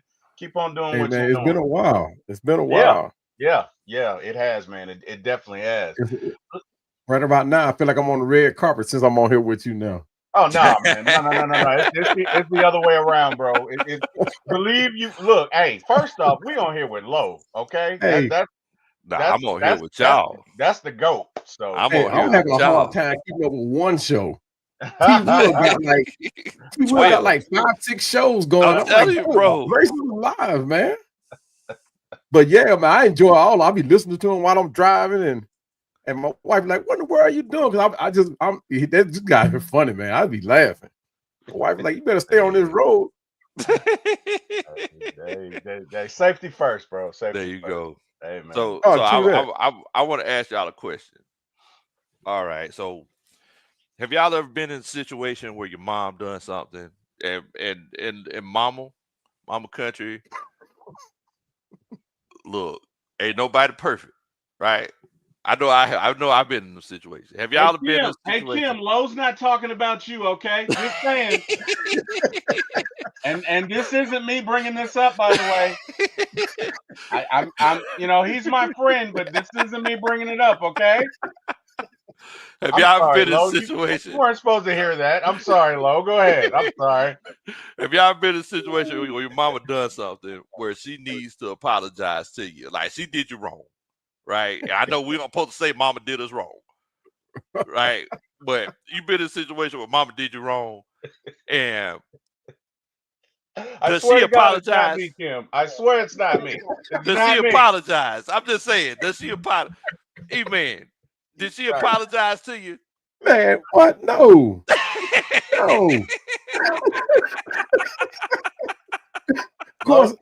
You trying to give me Lo? Hey, I thought we were look, we Hey, got caught on what it Lo. is. Lo. she's not gonna flat out say I'm sorry or my Exactly. bad. She is not gonna say it. She's gonna say it in another loving Now, Exactly. uncharacteristic type of way. She is now, not. now, Lo. I want you to know that that I love my wife very much. I want you to know that. I'm just saying I love my wife very much. And she apologizes in different languages, Eh, Lo. That's oh, what it is. Right, look, It's right, not right, that she doesn't apologize. right. Wait. Oh, I thought you were coming here. look. Oh shit! Hey. You- Now you're in trouble. Is that now Can't you're in hear you, trouble? Kim. I see you keep looking over here. I can't hear you. You have to come closer, Kim. He can't hear you. They can't see you, baby. He can't hear you from over there, Kim. You have to come up there here so they can hear you.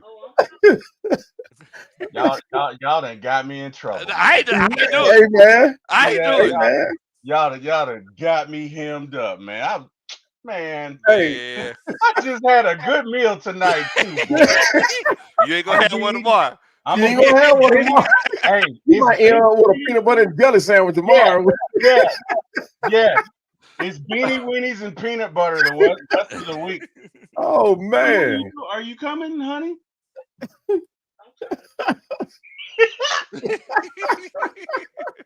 You know they can't wait to hear from you, honey. Yes, Lo. He can't see you. Hey, Lo, what's up with you, buddy? What's going on, Miss Kim? What How you doing, my friend? y'all trying to start some crap in my No, house? I ain't no, Miss Kim, no. What's going on with you? No, Miss Kim, I ain't trying. Hold on now. Oh. Hold on. Now. I ain't trying to do it like that, Miss Kim. Look. No. Look. My bad. I'm just saying. I'm just saying. All I'm saying is that whenever my mama, I got in trouble, and it was a situation where I ain't really do nothing. Right. You She did ain't- something. You did I something. did something. Come on, Miss Kim. Come on That's now. what she always say. That's exactly what she always says. Y'all are a bunch of men. Y'all always doing something like that. I'm standing on my 10 toes on that one. Boy, you done fired up tonight. Woo. She don't ever come on my show. You inspired her, Lo. Come on, Miss Look Kim. at Chris. Look at Chris already knows. Look at his face. Just coming in Chris shaking his already head. knows.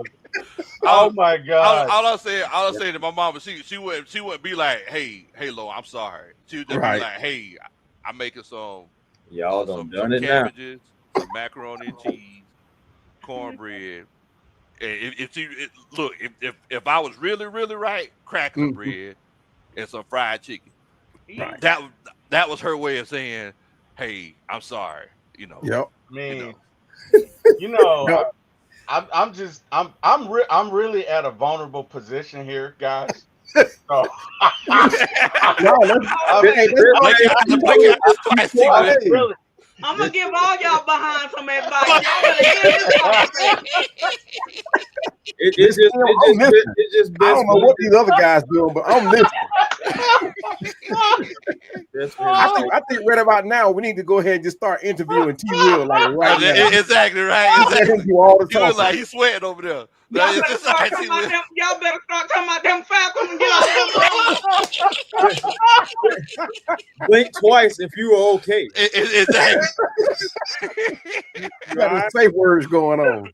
oh man. Well. Basically, what I was going to was that your boy Raheem. It's like he ain't want to apologize. He could have just apologized. He could have just said, "Hey, y'all, I was wrong for that. I should have coached better." But instead, the man apologized. Yeah. By saying, "Hey, I'm going to do what I'm supposed to do." Right? What sense? Am I wrong? Do what I'm supposed to do. Am I? I'm just asking. I ain't got no objection. I totally agree with you. I'm waiting for the door to close. Hang on. Door closed. Look, I'm in my office. You can forget about that, my friend. Yeah. People are put the chair now. You've been listening to Bruno Mars and that door is open. That's right, Lo. That Michael Penix was great. Oh man, boy, he sure threw for a lot of yards yesterday. Wow, man. He was great. Keep on, Miss Kim. Man. A lot of yards tonight. sorry, T. Career high. Oh man. Sorry, T. My bad, bro. My bad. No, it's all good, I man. ain't mean to It's get all you caught. I good. ain't mean to get you caught up. Hey, bro, I knew she was gonna do that. So it's all good, man. It's all good. It's Now, all Lisa said that Raheem was talking like a politician, saying something but not really saying anything at all. Yeah. Unfortunately. You know what? And that's what I hate about Raheem Morris, you know. And I voted for him to be here. I wanted him here. But that's one thing I don't like about him, man. He smiles too much. And like Lisa said, he sounds too much like a politician. I just don't like it. Now I know when I was growing up, they were saying a man that smiles too much, you can't trust him. You know, I mean, that's just what I was told when I was younger. But like now, the stuff that I've experienced growing up, a lot of that stuff has turned out to be true. So when I see Raheem doing all that, man, I'm like, okay, what he gonna say that's gonna be politically correct now. He's gonna say all the right things.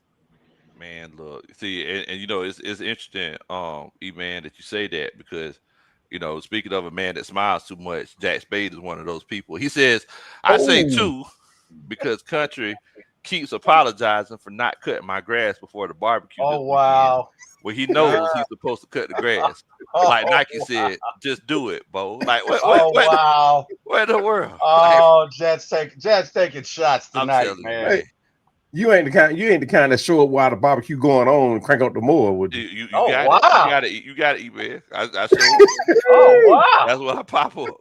No, sir. Get you a plate first. Wait a minute, Carl. Absolutely not. It wasn't me doubting 9. If anything, I was defending 9. I said that Michael Penix is our quarterback. He's our guy. We just need better play calling. I will say it right here too. I'm still not sure that Zach Robinson is still necessarily the guy just off of one game. I agree. Sold, but I will say Michael Penix is definitely the guy. I feel like we've already seen it last year. Those games and those sample sizes, all the things that he was doing, the throws he was able to make, decisions. We already know he's somewhat into his rookie season, even though it's really his second year. But I'm telling you, fam, like I really believe in Michael Penix. I believe in him at first. I know when we first drafted him for the first 60 seconds, my mouth was gapped open. I was like, what in the world's going on? But I promise you, I am on board with Michael Penix fully. Zach Robinson, the jury is still out for me on that. Get it together. I mean, so T. Will, like, what you think? So after, because I don't want to be a situation where it's like I'm starting to feel like this is a toxic relationship, right? Yeah. It's like, you know, I don't want to be celebrating the fact that the fact that you just showed common courtesy to me and did what you're supposed to do. Like, how do you feel? Like, are you sold on if Zach Robinson has changed things up and he realizes magically that he should have been on the sideline this whole time, or like, are you still kind of in the dark with it? I would say the jury's still out. You know, one game does not a process fix. So, you know, it was a great game. And don't get me wrong. Hey, I loved what I saw yesterday. Yeah. And if that can duplicate that and build onto that, that's great. But, you know, gentlemen, as we all know, change does not happen overnight. Rome was not built in a day. It's a day of platitudes. But I just, I mean, the jury's still out. You know what I mean? Like let's wait and see. You know, let's wait and see. He definitely varied his looks yesterday. He definitely diversified his play calling. It was less predictable, and it went well. And looks, they took the leash off Penix, and he was able to throw it deep, and you see what happened. So if we can, and with that being said, the defense called for that, right? Yeah. So Zach, Carl. Yeah, I mean, Carl is 100% correct. I feel what Carl is saying. The only thing that Zach did different was bring his behind somewhere that he should have been in his whole entire career, on the side. Well, he did. Big Low. I don't know if you can see those two images I got there on the stage, right? Those it's two. Can you see those or no? No, I don't see them. Oh, okay. But anyway, I got two images on here, right? And the images, one image is of what the play calling was from the Carolina game, where he threw the ball, who he was throwing to, the percentage of the area that he was throwing to, and what routes. The other image is the same one, but this was of the Washington game. And he did, like Carl said, he really didn't do nothing different. He stretched the field more, but he threw the exact same routes, which telling me he's still predictable. Now, this could be where the play came in with Ike Hilliard's firing. Ike Hilliard probably came in and was like, hey, these throws need to be deeper as opposed to how short they were. If you notice in the Carolina game, none of our passes went past 10, 15 yards. They didn't stretch the field at all. No. But when you came here and played Washington, now you want to stretch the field. They 15, 20, and 30 yards down the field. Now your offense is opened up. And the defense that it had been prepared, that Washington did, you got them second guessing now. They're on their heels. They're like, hey, this is not what we prepared for. We thought they were going to come in playing the same stuff they did at Carolina. But he stretched the field more, and it works out different. Now, it's not that he didn't know about it. It's that he just did not do it. And that's probably where Ike Hilliard came in at. I don't know if Ike was on the negative part of that or on the positive side of that. I'm thinking Ike Hilliard had said a few things that Raheem did not like. Everybody had a choice of words. Somebody got in their feeling, and they, Ike Hilliard got gone. But when I do my show, guys, I'm gonna actually do a short on this one because I think this is very critical on how we won that game yesterday, or how this offense performed yesterday. I think he did play action from the pistol, which he hadn't done.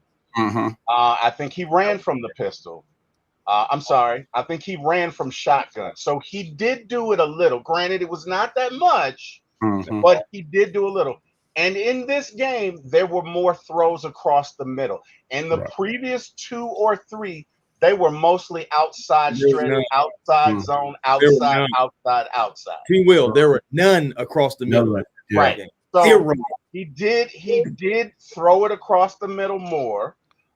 So that's what I mean when I say diversify. And again, it was not that big of a difference, but it did make a difference in that we did score 31 points, right? The other thing that I noticed that was different is Penix set his feet, right? Yeah. He didn't look jumpy.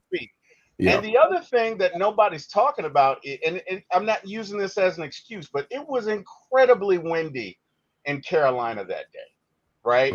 So that could have also been it was windy on the field. Did you see that first field goal, Low? Because you're shaking your head, but I'm saying I'm about to say Low was on the field. That ball was, he kicked a curveball. I've never seen a kicker do that, right? Yeah, it was a bad kick. That bad? It was that bad too. Will that bad? That bad. I'm just saying, Low was in Carolina. That's all. I was as closest to the field as you could get. Yeah. And it was there was no wind. Man, it wasn't no wind. I told you to. Wow. Okay. It wasn't it felt like the desert out there. There was no wind. Okay. Wow. All right. Well, hey, it was just a theory I had, but I would go back and look at that kick again, Low, because I've been watching football for 48 years. Yeah. I've never seen a kick go from here.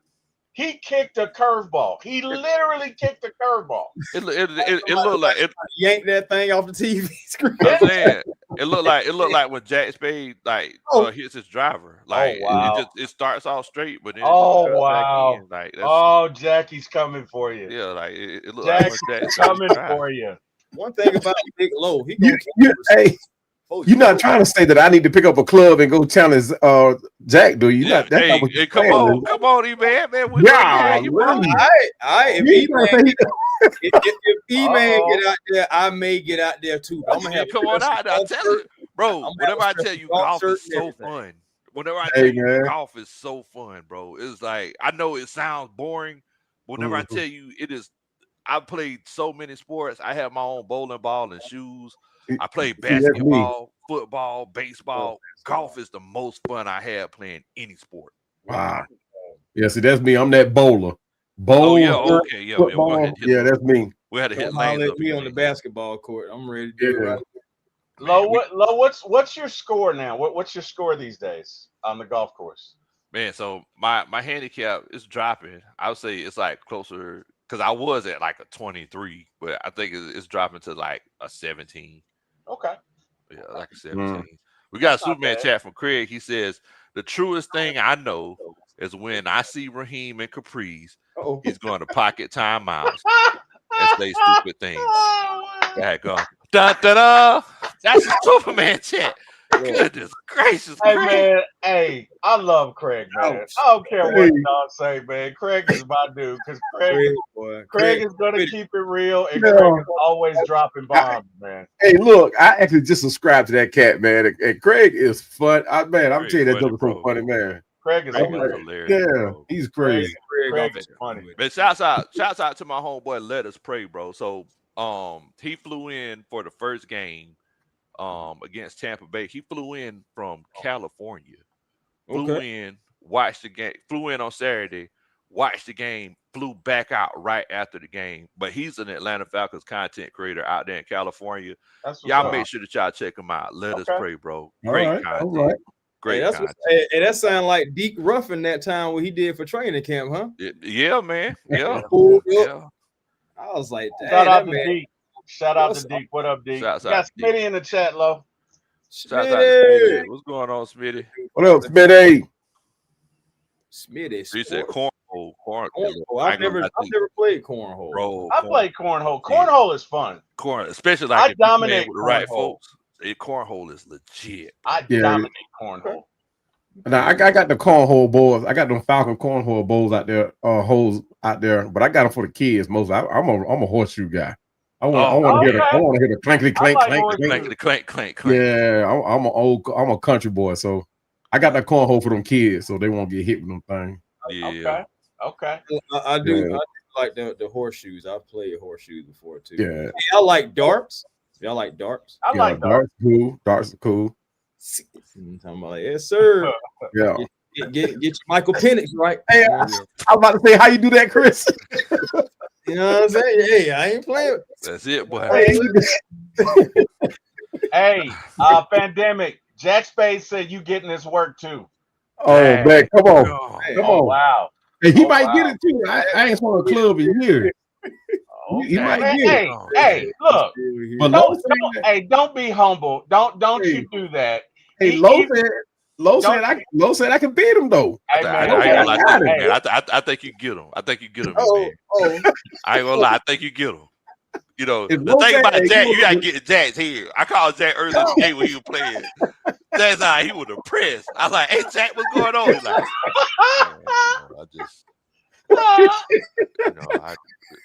I don't know, man. I'm on 15, man. I can't get right, Lo. I'm like, it's gonna be okay. It's gonna be okay. Was this after last week's game, Lo?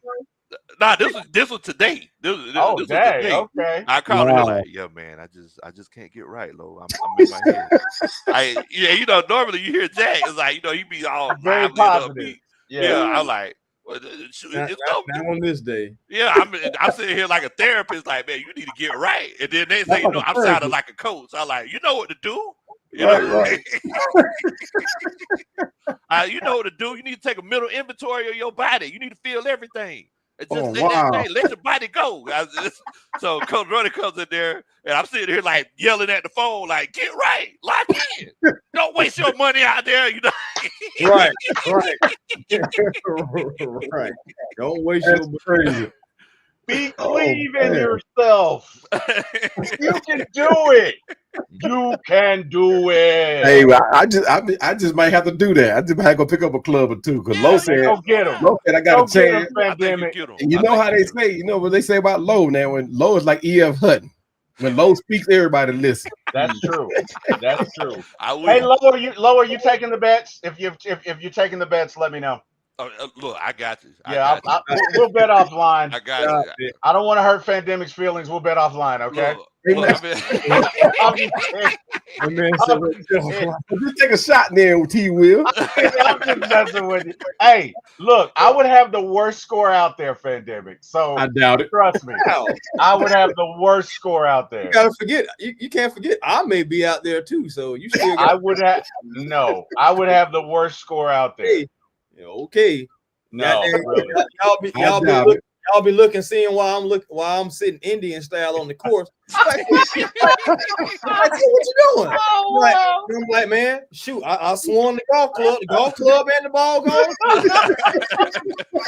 Oh, Got nothing else to do. I'm sitting here watching. Oh my goodness. Oh Oh, man, man. my homeboy Ray said, he said, hey man, he said, what's happening, fella? He said, look like I might have to get that bowling ball shined up.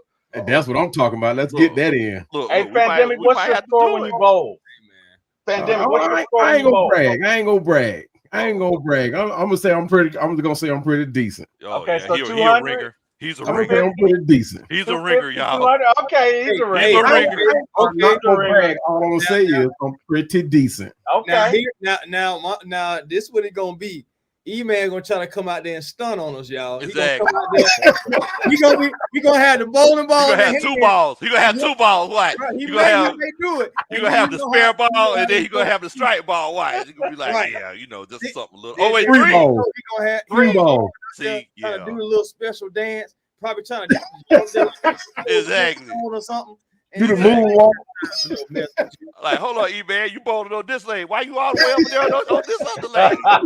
Go slide it over, kick the leg man. out. Okay, E-Man, all right. I do the moonwalk. I do a little Perrier. Oh, I do all Lord. that. Okay.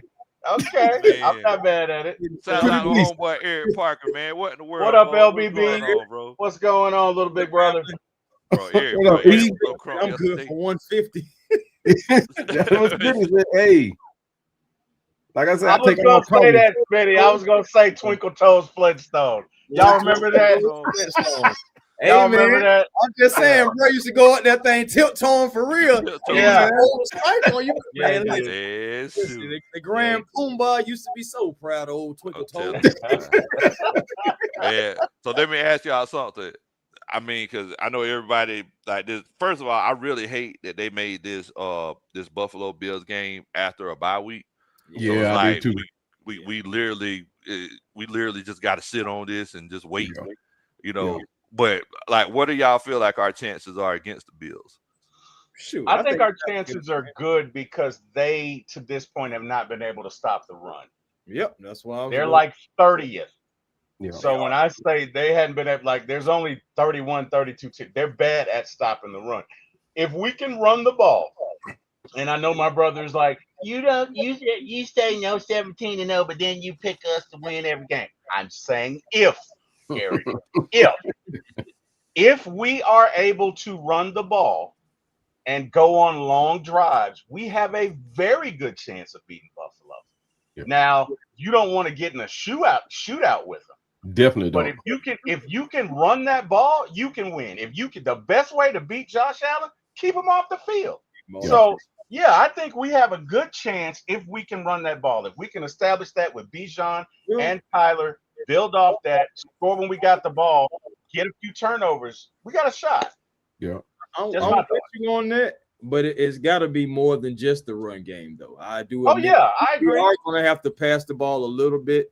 I just believe the run game should be the focal point, just because, like we were saying, Buffalo, they do a lot of great things well, but run defense this year is just not one of them. And what do we have? We have a guy named Bijan Robinson that has more rushing yards and more receiving yards than a lot of top names right now. He is an official dual back. And I love the fact that how Tyler was mixed in last week, last game, shall I say. 16 carries for one, 17 for the other. I feel like that's a good mix of balance. And if you can take that, ball that up, and have it for Buffalo, I believe we can win this game. Like, seriously. Yeah. Because you think about that game that we just had. The best thing that I saw, one of the best things that I saw was the fact that we had that long drive. It was 8 minutes, 13 seconds. Yes. Yeah. So if we can have a few of those, like, seriously, and keep the ball away from Josh Allen, because that's the best way to really beat him. He is a mobile quarterback, but you think about it, he's kind of like a running back at the same time, because he brings more power, he brings more force than, let's say, any quarterback we faced so far. So you got to be ready for Josh Allen. You got to be ready for James Cook. What's my man named Joe Brady? Ever since he's taken over for the offensive coordinator position, He's had that run game and just that offense looking pretty good. The wide receivers almost don't even matter because Josh Allen and that offense has been so well. Yeah. But Shakur, you can't forget about Shakur. And don't sleep on Coleman neither. So man, we got to make sure that we're bringing the pressure, and we got to get some hits on Josh Allen too. We got to every quarterback we face this year. It's not about just getting the almost sacks when the Bud Duprees, as I used to call them. It's not about those. We got to get our hands on that. Real pressure is getting your hands on the quarterback. We had 11 QB hits versus JJ. We had 6 or 7, I believe, this past Sunday versus Mariota. How many we have against Bryce? Bryce, we had we had 2 quarterback hits. Had 2? Okay. We got 1 sack, right? Yeah, just 1 sack. 1 sack. Okay. Yeah. It's all right, Chris. You don't got Chris rocking like you got anxiety, bro. It's okay. It's okay still. Yeah, you gonna be all right. Hey, Chip said he ready to go in. Damn, I think we lost low there. I think we lost low again. We did lose low. Yeah. But the only concern I have with us and the Bills, we got to keep the foot on the gas all game long because the Bills is that they are their 4-quarter team there, and they play even better in the 4th quarter than they do in the first. So we got to keep the pressure on them. 2, our tackling.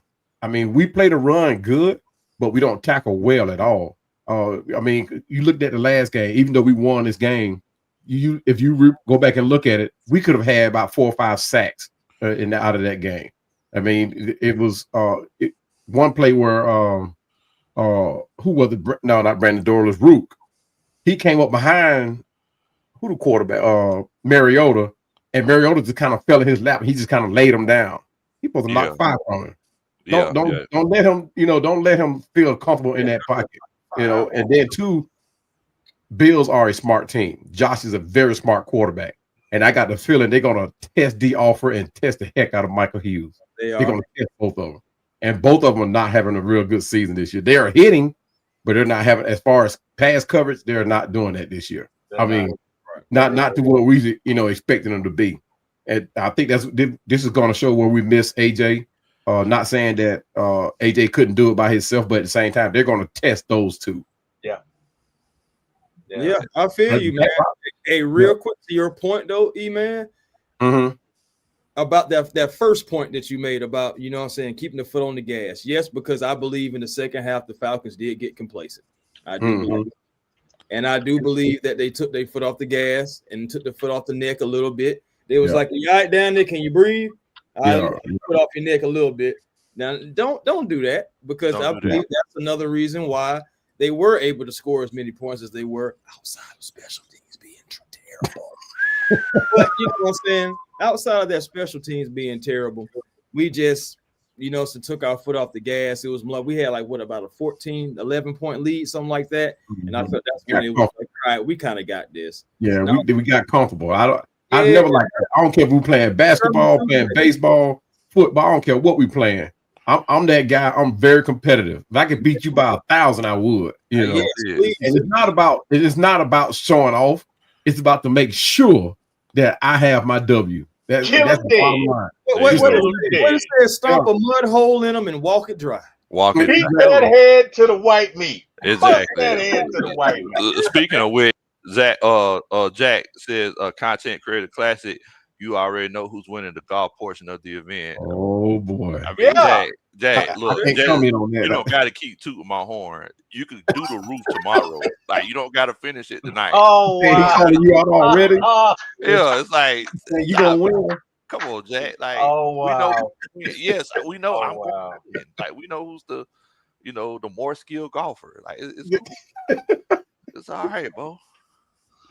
Also, all I want to know who the best dresser. That's what I want. Who the best dresser in the golf game? I don't know. I haven't heard neither one of y'all. I think I take that one, man. You take that one, okay? Yeah, I think I take that one. I got like a, I get complimented on the shirts. So right, all about the shirt. I'm gonna be honest with you. Coach Ronnie buy my shirts. You know, Okay, well, I know she keep you right and tight, man. yeah, exactly. Yeah. So I went to the game yesterday. You know, I got a few compliments on the shirt I was wearing. I was like, look, thank you so much, but it's not me, it's my wife. Right, So, right.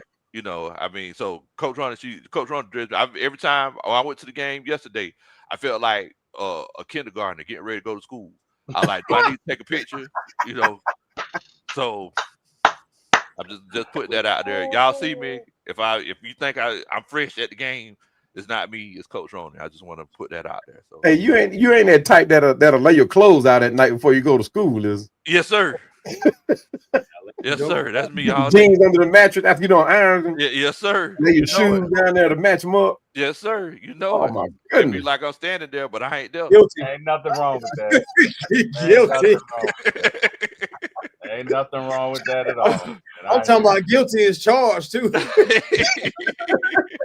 So we got. I don't know if you on here. My homeboy, let us pray. Let us pray. You on here, Bo? We got the screen here, but wait a minute. I'm about to say let us pray that his screen come back. There you go. Oh, there he is. Oh, StreamYard look like his StreamYard and on him. That's what it is. It is. It's streaming. What's going on, Bo? He's in the Matrix right now. My boy in slow motion. He's in the Matrix. He's in the Matrix right now. My boy is in slow motion right now. Hey, you know you can get it on when you're doing it like that. I'll tell you, boy. I like the hat though, man. That hat is dope. He looked like he was in the Human Nature video. Yeah. I thought it was the beginning of that we This Is America video. Let's pray. You in here, Bo? Okay. Yeah, look, he froze now. Hey, you got that Falcon hat on. Look like you got something. You rocking that Falcon hat. Maybe he'll catch up to us in a little bit. Action. Wait, did I hear something? Or I heard something. Okay. I don't know if I'm hearing voices. Hold on now. I heard it. And when they come, I follow. Solomon Smith in here. He says, y'all don't mention Knox. He's key on their offense. Yes. Now that is true. You know what? Yeah, Dalton. Dalton Kincaid. Knox. Hey, that Dalton Kincaid and that Dawson, and it's Dawson Knox. Yeah, so they run that double tight end, and that's another way that they can run the football too, because they got two tight ends that can block and two tight ends that can catch as well. So, hey, that would bring me to that question too. Why don't we use Chris Warner and Teagan as catchers? Talking about Charlie Warner? Yeah. Well, Charlie Warner is, first of all, the best blocking tight end in football, and that's one of the reasons why we're able to run the ball the way we do. Honestly, I think they want to keep him in that role right now, to be honest, and let Kyle just be the pass catcher and stuff like that. But, at the same time, Charlie's got to be back there. You got to think about it, Yeah, that was true. But you could have think too though about that. Charlie's good. When he was over in San Francisco, he was good for 500-600 yards, and he was the blocking tight end. So why? And we got the same playbook. They also had George Kittle too, who's also a passing and blocking tight end. Yeah, true that. So they was able to run that two thing. So I'm not trying to say that Kyle isn't a blocking tight end, but I'm gonna say Kyle isn't a blocking tight end. He done got better. Like he has gotten better. He has gotten better. But like I think in the back of his mind, he knows he has to get better too. Yeah, he's still not there yet, but he has gotten better. I admit he has gotten better, especially when he had to off of that. There's two things to motivate a man. Okay. One is money. Definitely. Hello. The other, don't say no more. Just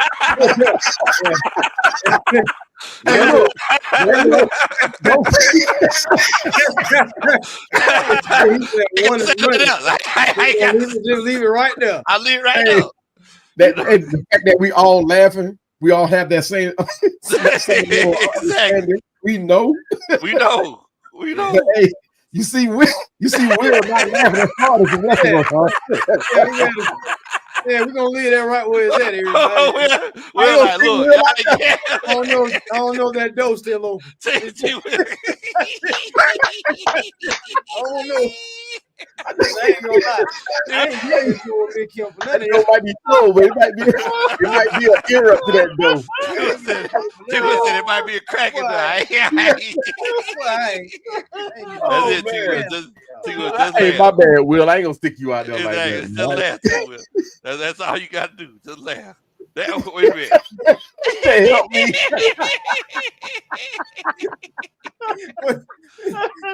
Oh man. Oh man. You gotta love it, man. You gotta love it. Let's pray. You good, Bo? You on? Oh man. Dang, why is it tripping on him?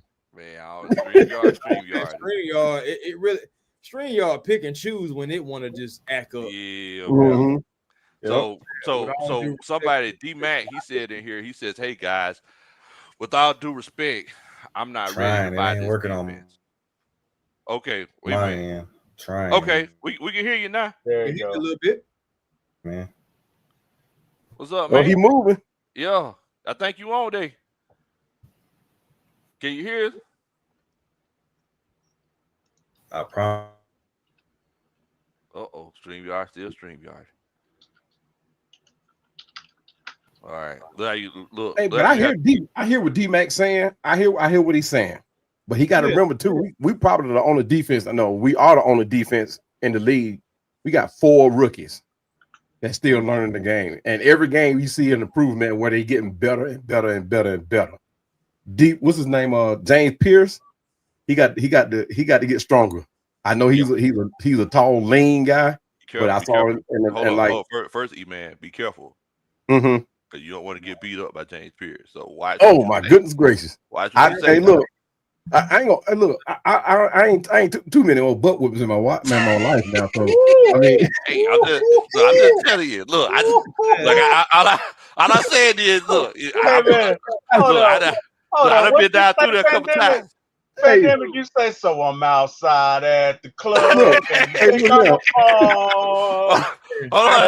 on, man. I'm just saying. Look. In my life, from my mama, who I would never hit back, and then my brother, who was in the boxing ring. Other than that, I ain't never taken the L from no fight. No. Oh man, my man say he ain't never scared. I ain't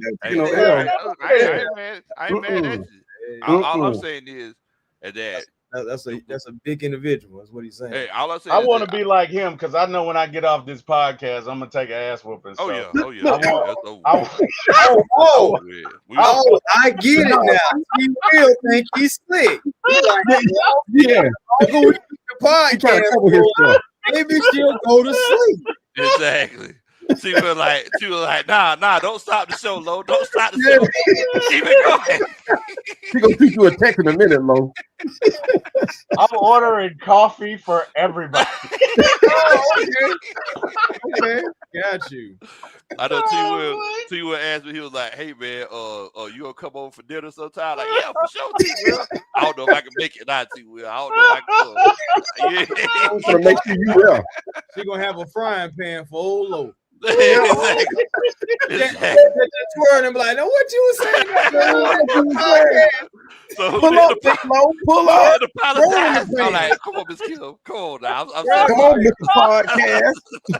What were you saying? Yeah. Oh man. Was it Falcons or was it something else? Exactly. Hey, do y'all know how heavy that skillet is? So we have 2 of them. That thing is heavy. Hey, look. You sound like you know from experience. It like it ain't nothing. I'm just saying it's you sound like you know from experience. I'm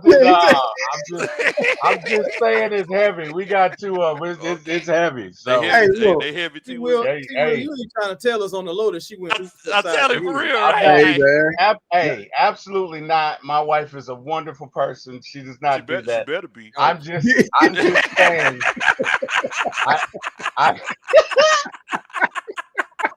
She better be a wonderful person. The look. You gonna take your word for it, T Will.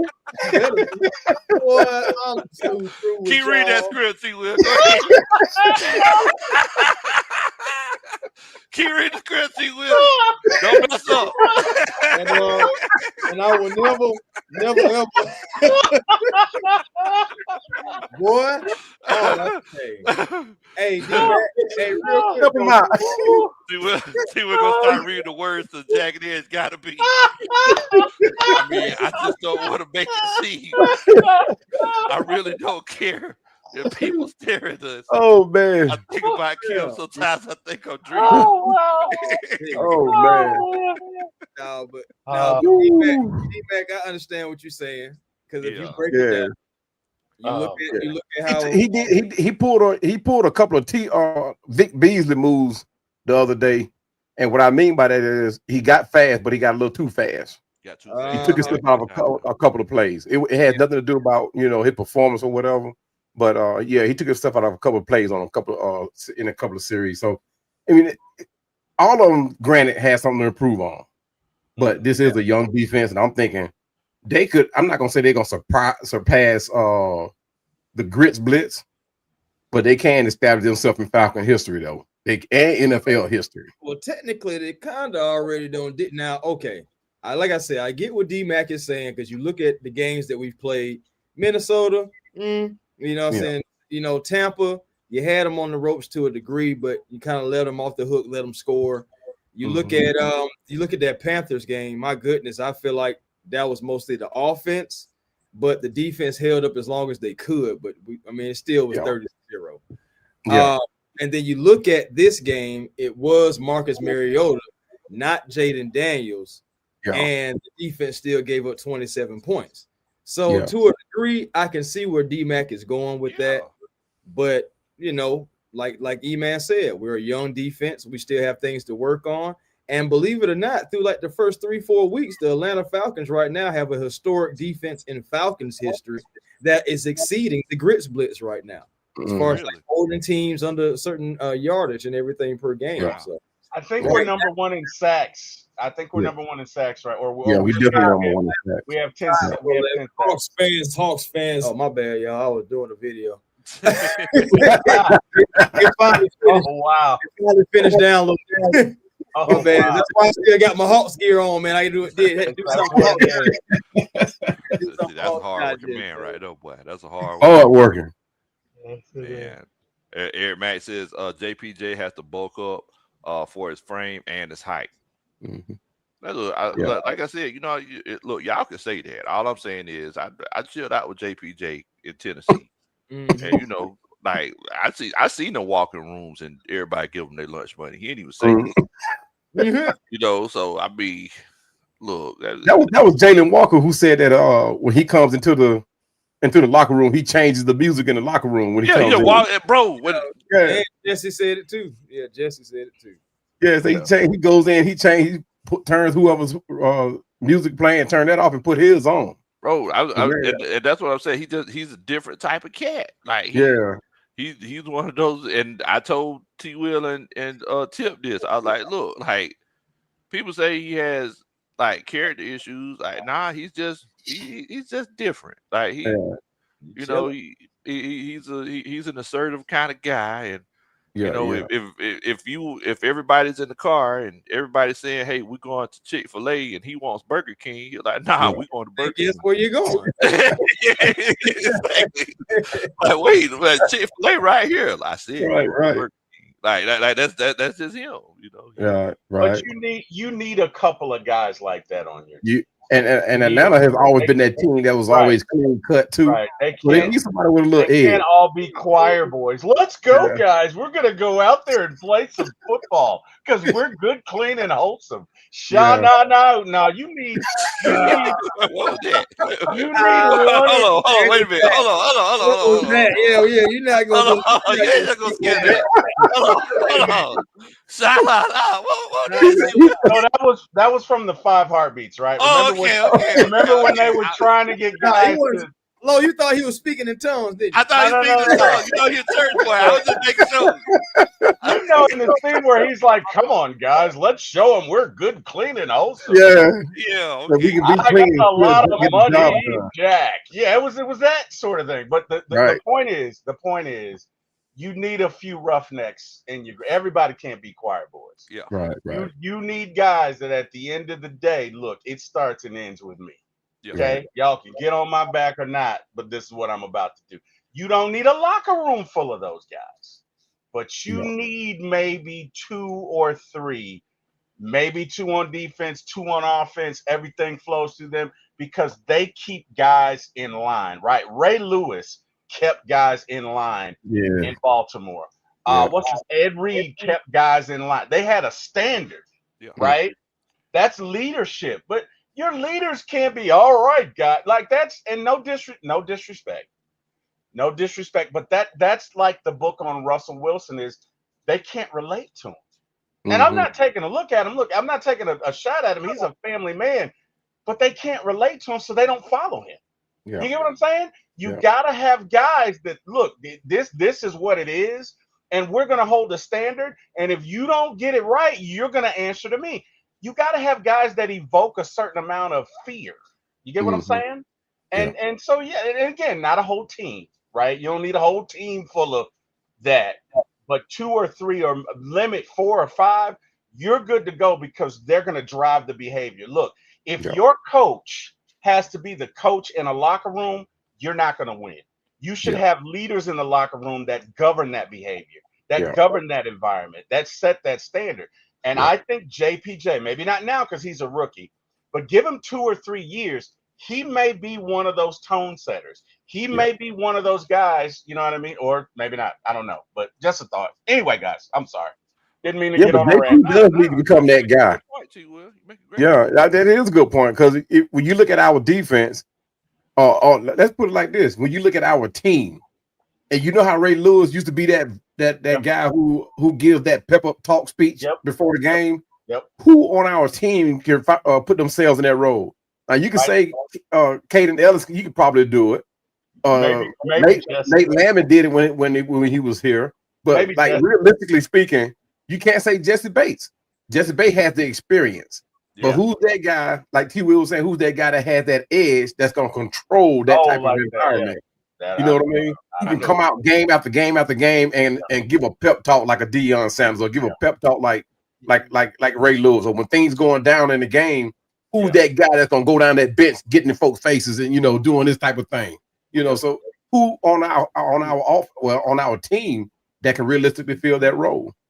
Well, I know that AJ Terrell broke the team down before the Carolina Panthers game, and for that reason, I pray he never does it again.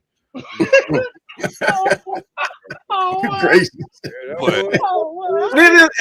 it is a way to do it too, though. There's a way to do it. You can't do it coming in thinking like you didn't do nothing wrong or had nothing to do with. You gotta own yours first. You gotta own yours first.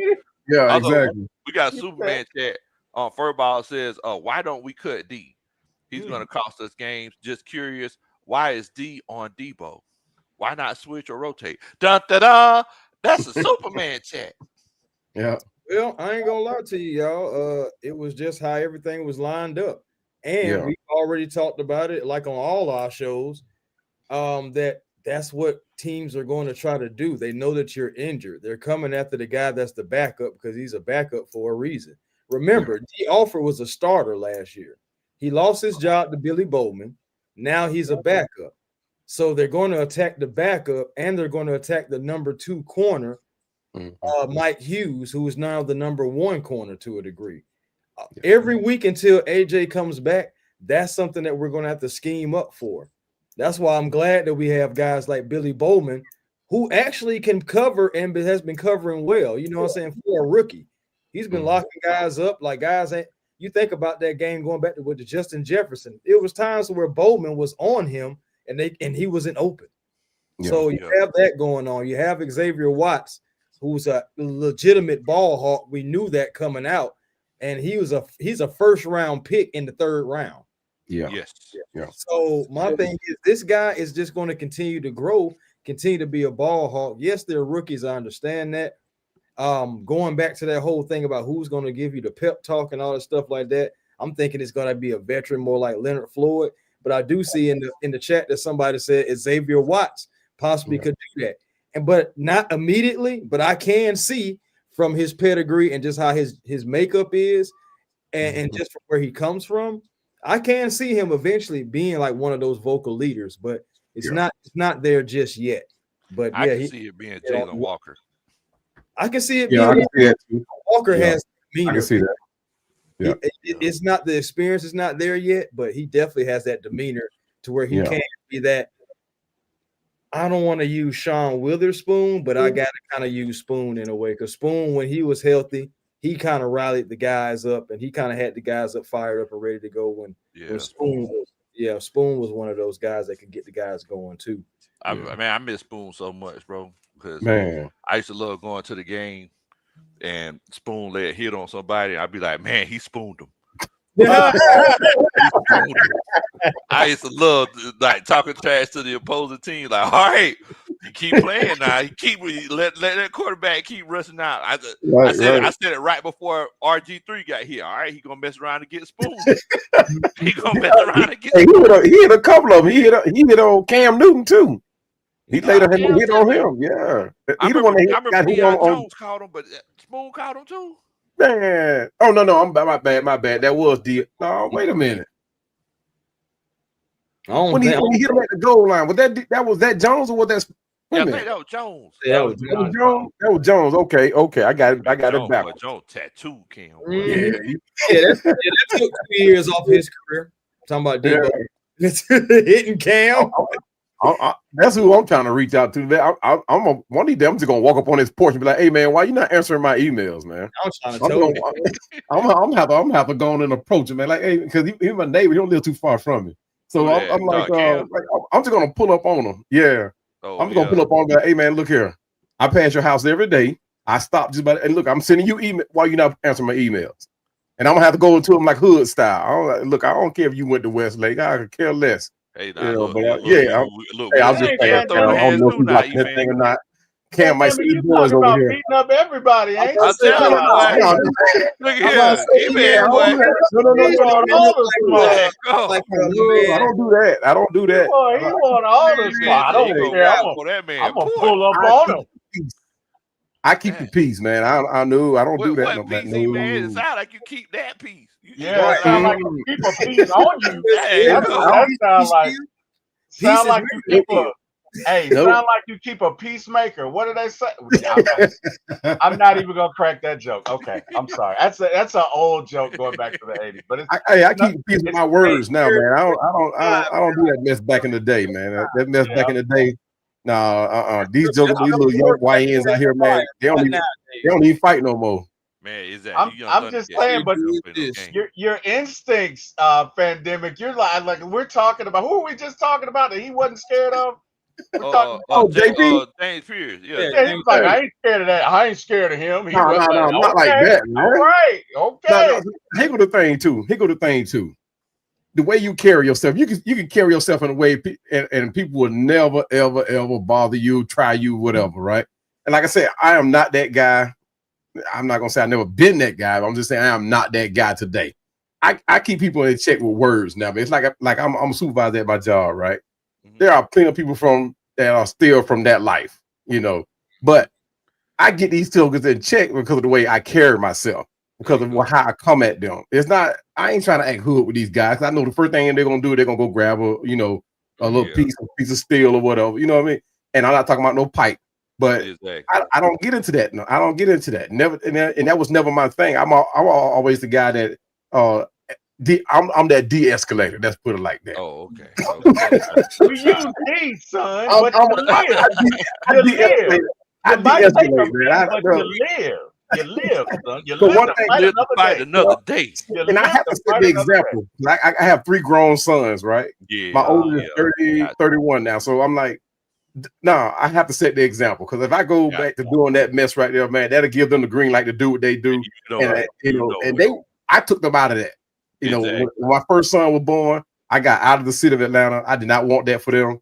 So it was totally different for them, Although my second son, good grace of Allah, I don't know where he get that from, but middle child, man, good grace of Allah, man. It's always child, man. And shouts out to Clowns, man. Clown says we got 123 likes. We did it, Coach. Though, thank y'all so much. Man, chat's up, baby. Man, that's what I'm talking about. Did that thing. That's what I'm talking about. Yes, sir. And, you get up with me later on, man. Cam, that's the homie. Oh yeah, Mike Peterson. Yeah, Cam, that's the homie. We yeah, I got a little relationship with Cam. Lettuce, he said, I missed the deep bot. Mike Pete was a great locker room leader as well. Man, shout out to Mike Pete, man. He's looking out for my nephew down there in Florida. He's the linebackers coach in Florida right now. He's looking out for my nephew. So shout out to Mike. Okay. So Lo, I was working on this list while we were doing this show. It's the top 100 Falcon plays ever. I figure it'll take until about, I don't know, 6 a.m. So let me start, right? Hey, go on. You trying to stretch it out, ain't you? Yeah. Oh, what you been trying? He got to stretch it out. Oh man. Look, those are the consequences you're gonna have to deal with. That's on you. Why are you trying to hold us hostage? Exactly. Hey, I'll leave the light on for you, Will. I appreciate it. Hey, way things are going tonight. I might need a pandemic. I might need it. He will gonna be standing there, staring at an empty screen, talking like, "Yeah, I didn't say that." And every time she come in the room, Will was like, "Yeah, we still on." Wait a minute. Hey, what's that meme? Like when the guy's like, when my wife wants to talk, and I tell her I gotta cut the grass, and he's cutting it with scissors or whatever. Exactly. He's trying to avoid the yeah. Dude out there, hey, the funniest one though, when I saw dude out there saying he was trying to dry his truck off, and it was raining and pouring down out there, and he got there with the rag and he's trying to dry his truck off. Chris said already has a bed pallet already made on the floor. Sure do. On the floor beside him. Sure do. Right outside the door. Exactly. Sure do, man. Hey, all good, man. Shoot. Make sure you use 2 blankets, T. Will. Just make Hey. this thing a little bit more comfortable. So you had the pallets at grandma's house. They turn the air up tonight. I don't know. Keep your feet up, Rail. Keep your feet up.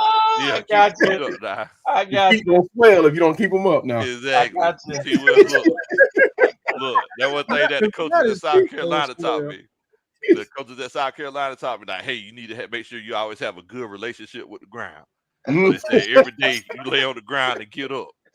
That way, whenever you get old, you'll always be able to get up. So Hey, T. Will, establish your relationship with the ground tonight. I hear you, buddy. I'm sorry.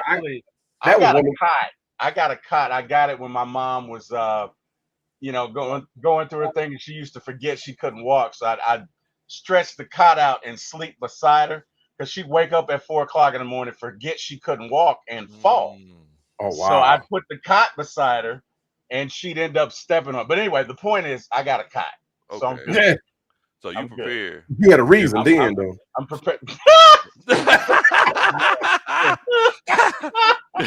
So you were prepared for these types of situations. Hey, man. Hey, I'm just saying. I love you, Kim. Anyway.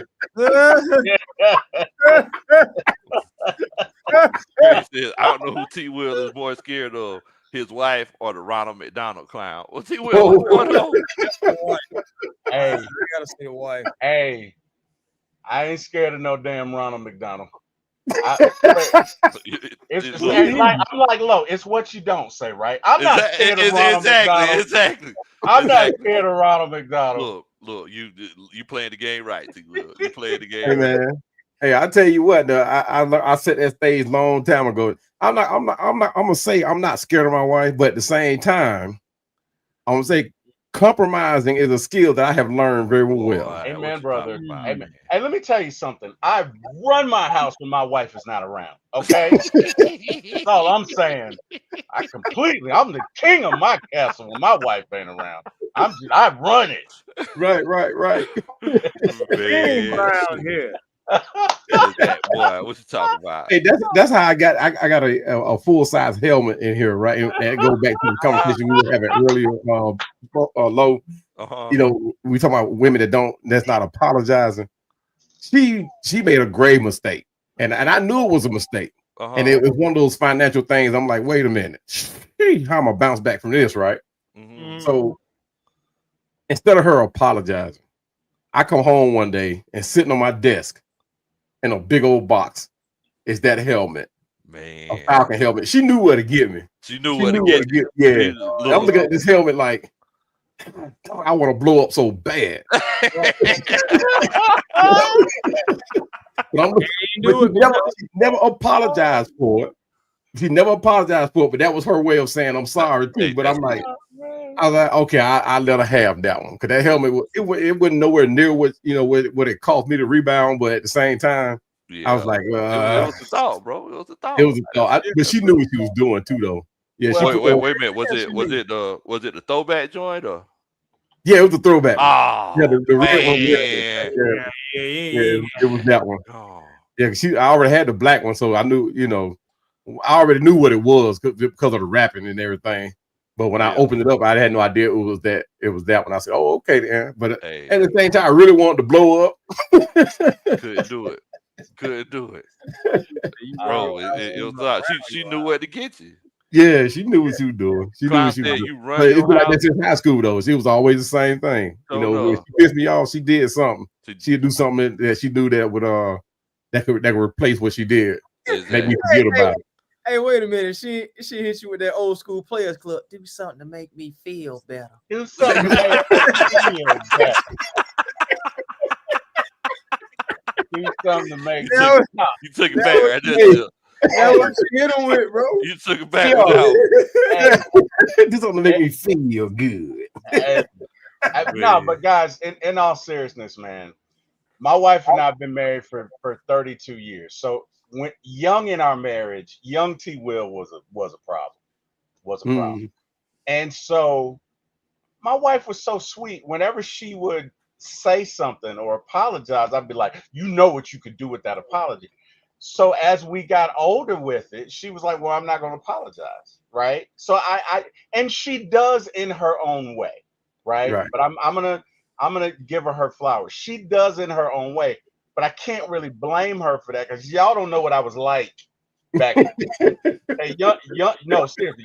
Young T Will was hell. I'm in bad health right now because of my decision. Young T Will was hell. So, to be fair, sometimes you grow into certain things, but my wife is, again, probably one of the most supportive people I've ever met in my life. So when I told her I wanted to do, and I'm not just saying it because she's right here with the bat at my, I'm not saying that. Okay.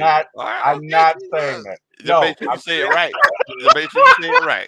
I'm not reading from a script. No, in all seriousness, she supported me in whatever I wanted to do. Seriously. Yeah, so gotta give her that. Gotta give her that. I have to give her blessed. Like always. That's why Miss Kim is the best ever. Did you hear me? Did you hear me too, Will? Dude, I'm gonna tell you this, and this is the honest and goodness truth. First night I met her, I was mesmerized, right? Because she was way out of my league. So first time, and the only reason I approached her because I was drunk. I wouldn't have the confidence to do that in real life. But she was in the club. It was Club 112. Those you old heads, it's the one. Look at him. You remember that one that went in the circle, right? Hey man, what year was that? I used to bounce at 112. 112 in Bijan. That's what's up. So she walked in, dude, and time stopped. Matter of fact, I was. Never mind that. But you were drunk. That's why it stopped. You were drunk, bro. Time stopped, and I went up to her and I was like, "Hey, do you want to dance?" And she took pity on me, and I'm out there dancing. And something happened, and she walked away because she didn't like it. And I was like, I walked up to her, I was like, "Hey, where you going?" And she was like, "Well, I went over here," or something like that. I was like, "Well, you forgot something?" She said, "What?" I said, "Your phone number." And I literally sat there for 10 minutes. I'm not going anywhere. I'm not going anywhere until you give me your number. And her friends finally encouraged her because I guess they felt sorry for me. Because I sat there, I was like, I'm not going, right? I feel sorry for you. Hey.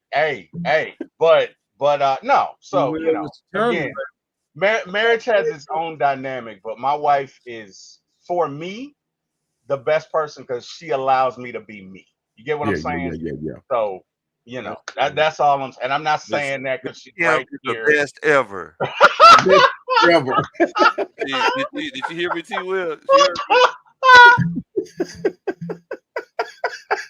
That's what happens when you mess up. All right, there you go. I only cut him a check. Nice. You Go ahead, send me the Zelle payment. You It's know, so nice to be knowing that you just don't have nothing to do with this. I'm going to sleep so good tonight. man, man. Yeah, Look, glad I came in late. and Hey, man. the crazy, Hey, gotta crazy love it, thing though. about Atlanta is that you can run across anybody at any time, right? Yeah. So look, I got to do something for Miss Kim before she run up on me. I got to do so. I You can't. never know when you run into it. I know it, right? I know it. I got Hey. hit it off at the pass. Hey, Lo. Oh, Hey. huh? Hey, when I get off this podcast, you're gonna be like, I can't believe Lo. I You know gonna it, be 'cause like- that's my buddy, man. That's my friend. Yeah. I can't. Be like, Dang, I would expect that from Jack, but I can't. dang. Come on, see, I'm feeling so bad, man. Dang. Man, Nah, I messed man. up. What that song by T? Hey, what Lo, that Lo, song hey, by, Lo, by 2 Chainz? Lo. I can't She did believe it. you. Mhm, So what? mhm. I What's said, that? what's that song by 2 Chainz? I can't believe you. Hey, no, hey, no, for real. She knows he's kidding. Cause let me tell you something. My wife loves Lowe's show. When I put on Lowe's show, she'll listen. Now I put on Right, my right. show, she'll walk away.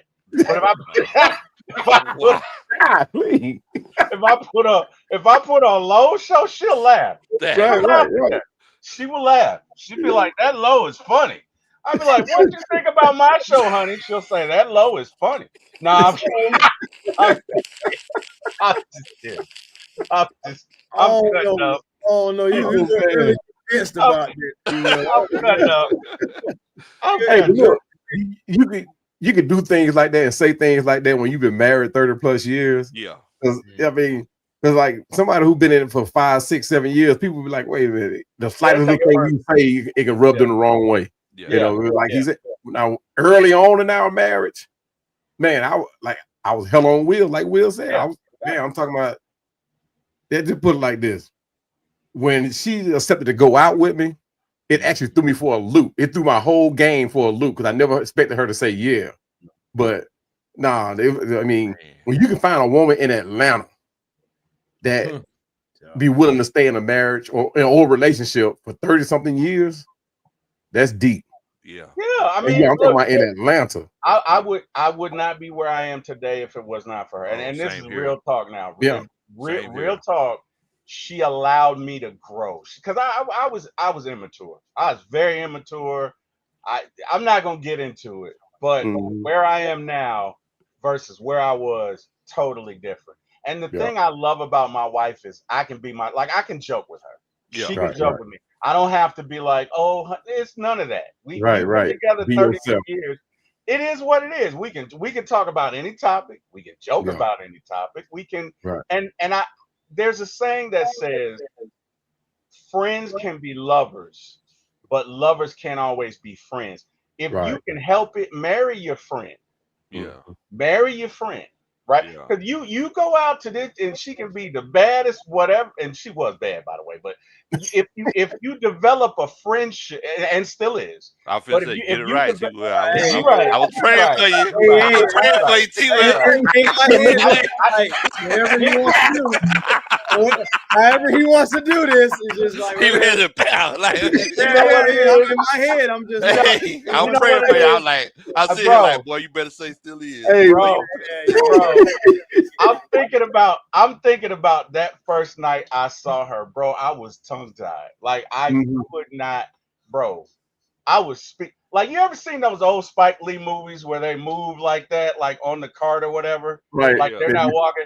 That's what it was like seeing her. I was spellbound, bro. I'm Right. gonna be honest with you. I'm gonna say something I probably shouldn't say. I was with another girl. I forgot. I totally forgot. Hey. I was with like I totally forgot. Like I just you know what I mean? So we're Well, look at dancing 12.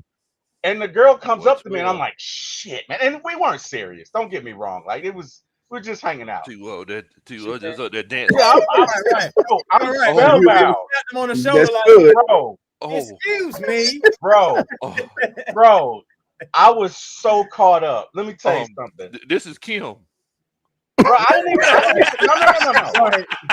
no. So my wife is so classy, she just walked off. I didn't give a damn about the girl behind me, so I walked up with her. I was like, "Hey, where are you going?" Right? That's why she made me wait 10 minutes, like to get her number. Oh yeah, for I sure. could, you know what I mean? I could, You was in trouble bro, already. I was so caught up, man. When I tell you, when I first saw her, I was like, bro, I was caught up. I really was. Right. So, you know, it made it worth it. But bottom line, fellas, if you marry your friend, Yes. you have a chance because Mhm. you're gonna change physically, she's gonna change physically. But if you guys are moving in the same direction, if you got similar values, how the hell did this turn into marriage counseling? Anyway, I'm just We saying, trying to Oh help no. save Hey, you, hey, Q. man, y'all just I feel We like just trying to y'all help save you at the end of the day. Like, this y'all is, trying to help me out by giving me it- advice on how this to the bros trying to help you out, too. That's all it I is. appreciate it. I appreciate it. I appreciate it. That's why we like that. That's why we over here like, yeah, keep talking. Yeah. Save it. Hey, Brown 1940 was like, yeah, he talking too much. Don't believe Yeah. Hey, Hey, because I'm taking it serious. He might have exactly. been playing with that note up there that said "help me." He could have been serious. Yeah, I that's mean, what I'm saying. Like, yeah, exactly. Hey. help me. Baby, can you help me? Oh, wow. oh man, Oh, We I'm got just extra kidding, bedroom, man. T. Will. You know, I'm just kidding. you know, We got John in the chat. What up, John? John. what's John going Brooks. on, What up, John? John? Showing but love to I can everyone. feel you on that marry your friend thing. Because Yeah. like when me and my wife got together, we were in high school, and when I first got on, at the time I was riding a school bus, and when I got on that school bus, you know how you can see somebody looking at you. I mean, I'm walking on, and I'm going to my seat, and I'm like, "Where's?" You know, I can feel the energy of somebody looking at me. So I look to the side. She's looking at me in my face like I was something to eat. And I'm like, and she just kept looking. So I mean, we became friends. Long story short, we became friends, and every letter I used to get from girls in school, I used to let her read those letters. So that was our way of, Okay. yeah. I mean, and we had at that time we had no idea that we were like interested in each other. But I always joke about her to this day, like she was spellbound when she first saw me, that type of thing. But but we had this story about how it all got started. Hers is different, mine's is different. Somewhere in there, lies the truth. Yeah. But anyway, Yeah. yeah. But she was like, yeah, they be talking about you in the locker room. I'm like, yeah, I know it. I mean, but this is what they're saying in these letters that you can say, here's the proof, So our friendship started on that. And over time, 30 years later, 31 years later, we're still married. So, I mean, 3 sons, one 30 years old. Hey, wait a minute, 30. Good gracious alive. That's good gracious. Might be some lotto numbers in there somewhere. But anyway. But yeah, I can feel you on that friend part, man. Because like I said, you don't have to put on no airs, and that person already pretty much knows you. Exactly. So I mean, you talking about somebody that you can be like upfront with, have conversations with, and don't have to be judged by what you say, what you thinking, and stuff, that type of stuff. So it's a good thing, man. It's a good thing. That's such a blessing, Like bro. who was that said that somebody said something about ups and downs. It's gonna happen. You know what I mean? It's all about how you react to it. You know what I mean? You can draw it out or you can't. You don't. I mean, it's gonna happen, bro. That's marriage. There have been some good years. There have been some not so good years, but you grow. You know what I mean? You grow. Like the relationship that I have with her, I wouldn't trade that for anybody. Right. I would not. Matter of fact, to be honest with you, if she passed, I don't know that I would marry again. I wouldn't, because I don't know that nobody could replace that. Yeah, you know what I'm saying? So because it's not it's the little things, right? It's the way she, when I'm hungry, even though I don't ask, she'll go and bring something to me. Or if she goes out to eat, she'll make sure she brings me something back. She doesn't have to do that. And a lot of these women nowadays, you know what I mean? You don't even want to cook. Right. She, even with my family, there's some, and obviously not Eric, or my brother, but there's some family members I don't necessarily, I'm not for everybody. Okay. Right. But she will be ambassador. She'll go, she'll talk to those folks. Right, She'll right, advocate for me. So right. when I say she's my friend, she's my friend, you know. Yeah, So yeah. you got to do that. So many of us today, we get married based on where we are today, Right, right, right. and you're not going to be the same person that you are 10 years from now. And you know who knows that? God, because Yeah. you don't know that. Exactly. You Right. could meet the greatest woman in the world today, Mm-hmm. right? Today. But 10 years from now, y'all have grown apart. And it might not be anything that you did. It could be that she wasn't for you in the first place. You Yeah. just happened to be at that space and time, and you did something you shouldn't have done. Right, right. The one thing I did that was right, and I've done a lot that was wrong. The one thing I did that was right Said a was mouthful. when I met my wife, I prayed. Yeah. I prayed and I said, "Hey God, is this who you have for me?" Mm-hmm. Okay. And I'm gonna tell you something about the devil. When the devil hears too. So the week I prayed that prayer, my wife pissed me off. And I Golly. There you go, T. Will. no, we weren't married. We weren't married. Yeah. This was again, this was hard head, knucklehead T Will. Yeah, yeah, So yeah, yeah. so the week I prayed that prayer, my wife pissed me off. And I went somewhere. And when I tell you I met, woo boy, I met her and God said, do not do it. And I didn't. I was obedient. And a week later, I think it was my birthday, I met this pastor. And my mother was a pastor herself. So, from time to time, we'd have revivals or whatever, get togethers at the house. So we're at this house, and my wife and I are side by side. And this man I'd never met before stood up and he said, "Hey, God has sent you a helpmate, and you don't like it." And I'm thinking to myself, He said that in front of her. yeah, he'd say in front of everybody. Dang on. Wow. Right. And I'm saying to myself, what? No, he didn't say I didn't like her. He said, you don't like it. Oh, okay. Yeah. And I'm thinking to myself, BS. But then he proceeded to say, you don't like it because she doesn't jump when you say jump, and she doesn't do what you say do, and she holds you. But everything he said is exactly what I was thinking at that moment. Dang on. Exactly what I was thinking at that moment. Wow. And what he said to me is, if you let her get away, you will never find another one like that. This lady will help you to grow and be better. And he was right.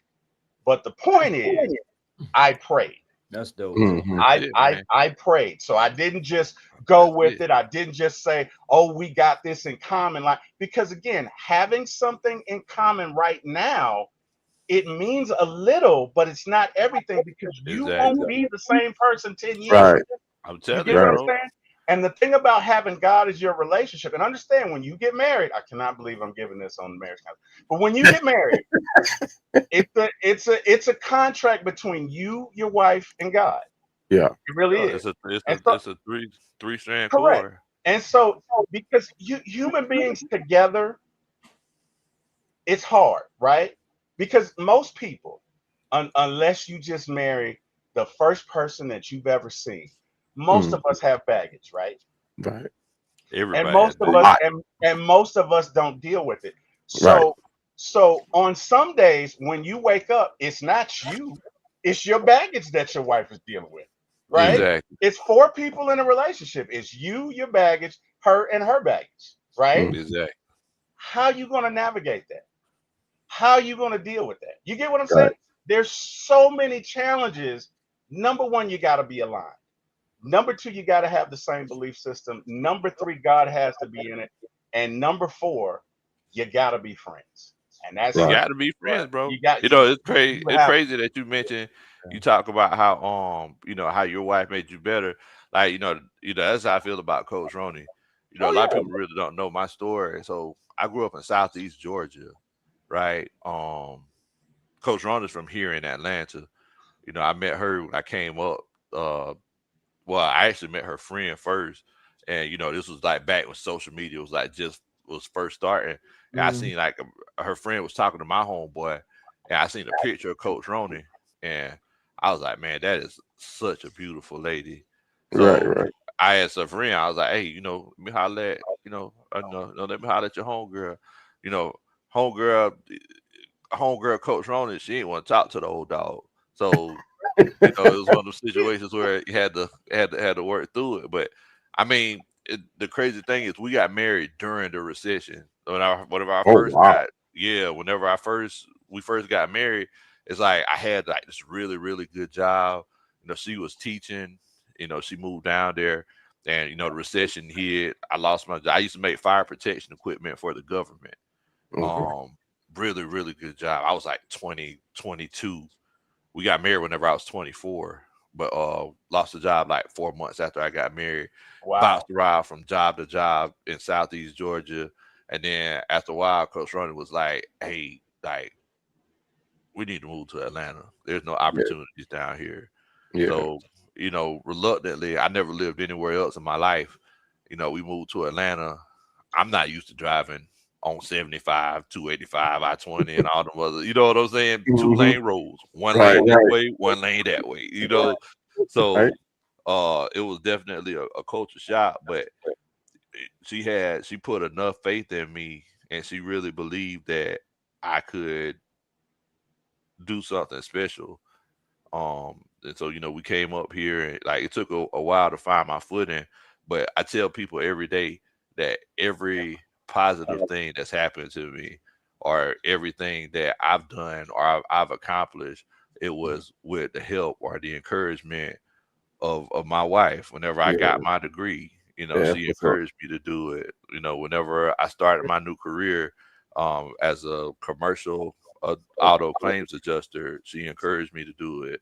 Whenever I started doing YouTube, the whole story about me doing YouTube, she just got tired of me talking about football all the time. So she was like, hey, you need to talk to somebody else. Right?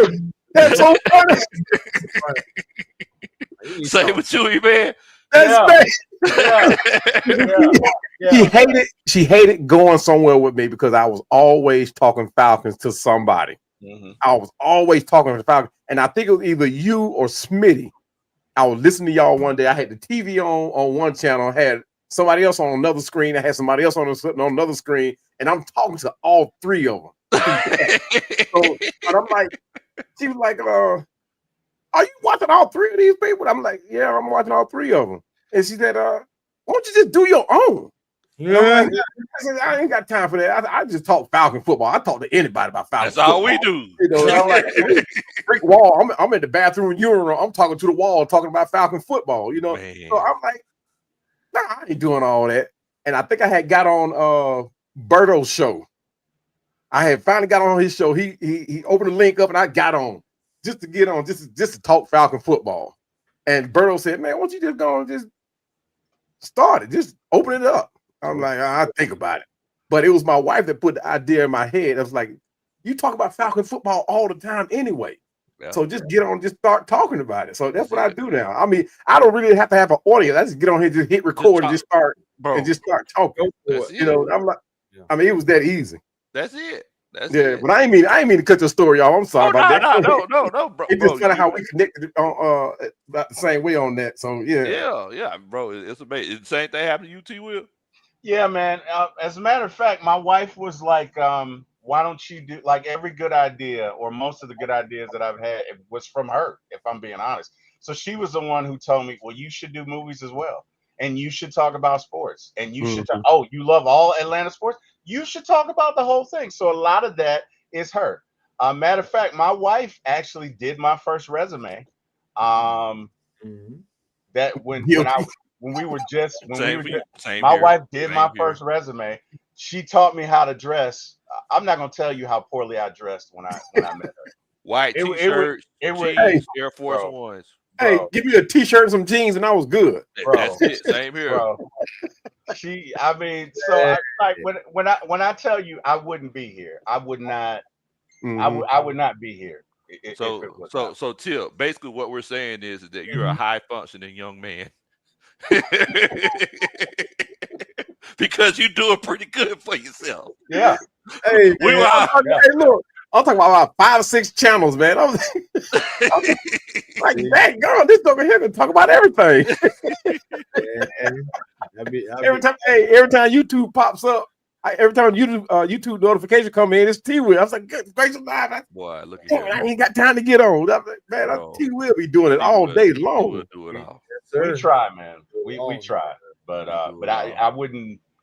I wouldn't be here without her. Yeah, When same, bro. Same here, bro. when my Like I said, mom got sick, you know, obviously my mom's a woman, so there's certain things I couldn't do for her, yeah, and she did. And let Yeah. me tell you something, it ain't a lot of women that's gonna do that. No, God. no. You get what I'm saying? Like Mm-mm. marriage is not just, oh, we gonna lay down together and Yeah. feel good. Marriage is sometimes doing things, for somebody's mama. Yeah. So, Yeah. I have the utmost respect and love for her for that, because it was not easy. If you've ever cared for somebody that's sick and transitioning, it is not easy. it's tough. It is Right. not easy. Right. My mom would develop sores, and my wife would. I mean, she would help me, but I would have to clean her. My mom would. She couldn't walk, Mm. so I'd have to change her, right? And there'd be times, when they get old, they get selfish. So she'd be mad. So sometimes she Mhm. do stuff like just fall out on the floor just to do it, because Right. they say once an adult, twice a child. That is Right. so true. It is. Yeah. And I'd have to go in there and I'd be like, Kim, I can't pick her up by myself. So Kim would have to help me pick her up. You know what I Yeah. mean? Right. It's not a lot of women that would do that. So No. that's why I No. say, I am so appreciative. And Bro. Yeah. True that. I don't think Too, there's bro. anybody that could fill those shoes. Man, Yeah. it's the same thing with Coach Ronnie, bro. Like I said, when y'all talk about, being with your best friend, I can truly say she is my best friend. She sees me at the highest of highs, at the lowest of Yeah. lows. The things that I should be ashamed about. You Mhm. know, That part. she saw that, and the crazy thing is, you could look back at it and laugh. Yeah. Mhm. But she definitely made me a better person Yeah. overall. So Yeah. yeah, I think she did. My wife brought me out of that shell. I went to yeah. a school up there in Buckhead, kind of a multicultural international type school. Oh, But I okay. grew up in East Lake Meadows, which was Oh, all hood. I So went Yeah. to I went to East Lake United Methodist Church from the time I was 7 up until I was 22, man. So oh yeah, see, I was all up and through there. yeah, the East Lake Meadows was not a place to like Yeah. raise a family. I mean, it was Yeah. like the worst of the worst. We moved from Liberty City to uh to East Lake Meadows and thought we were doing better. Now, by day, oh man, it was calm, peaceful. But as soon as that sun disappeared behind those trees, oh, it was on and popping. Yeah. I mean, the police didn't even come back out there until it was a body on the ground. Dang. It was bad. It was bad. Dang. But when I met my wife, right, one of the first events we ever went to, we went to a church meeting. I think we had a date, and then like maybe 2 weekends after they went to a church meeting, and she took me there. And at that time, I was all about show. I had a ring on every finger, had the bling bling around my neck. I had the finger waves with the long ponytail, and me being a show guy, I was like, okay, I'm going to go and get me a tux. I got me an Okay, all then. white tux. Yeah, when he got me an all white tux. Man, I walked through them doors, man. I'm talking about when I tell you, when I walked through the doors, everybody turned and looked. Even the guy that was up there speaking turned and looked. And the guy that's speaking, he just automatically stopped what he was saying. And he didn't stop, but he paused. And everybody just looked. And I'm like, whoa. And I knew then I was out of place. I was out of place. But it told me, and I'm not saying out of place as in physically out of place, but what I was doing in life was out of place. Yeah. You know what I mean? But after the service was over, people lined up. I mean, literally, and I'm telling you, my wife couldn't tell the story no better. People lined up like I was on some type of throne to come over and welcome me and talk to me and shake my hand and all that type of stuff. But she had been talking to people saying like, oh, I'm going to bring them. So apparently she had been telling people about me beforehand. Yeah. So when they were lined up, I'm like, good gracious, I'm ready to go. Man, I'm talking I was there all night long, shaking hands, hugging folk. And I'm like, but that's like really changed my life as far as how I talk, how I dressed, how I treated people, all that type of stuff. So it was, when I tell you between her and my firstborn son changed my life dramatically. Took me out of the street completely. That's So I beautiful. mean, yeah, I mean, it was you talking about between marriage, family, and changing my life as far as for serving God and not exactly in that order.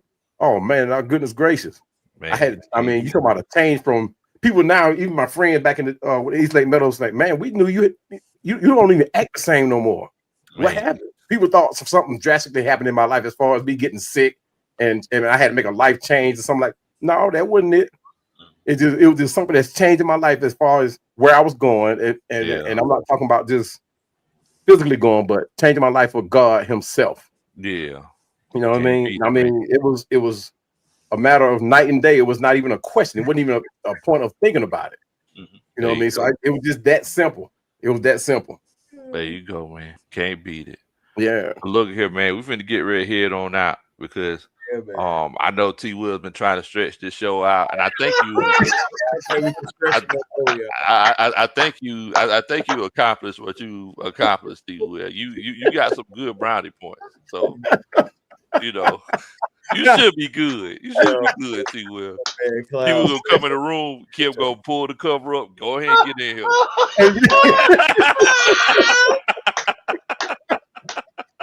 Hey, T. Will, if you have to leave, man, I'll leave the door open. Or Exactly. Appreciate it, brother. spare I key know. under the mat, man.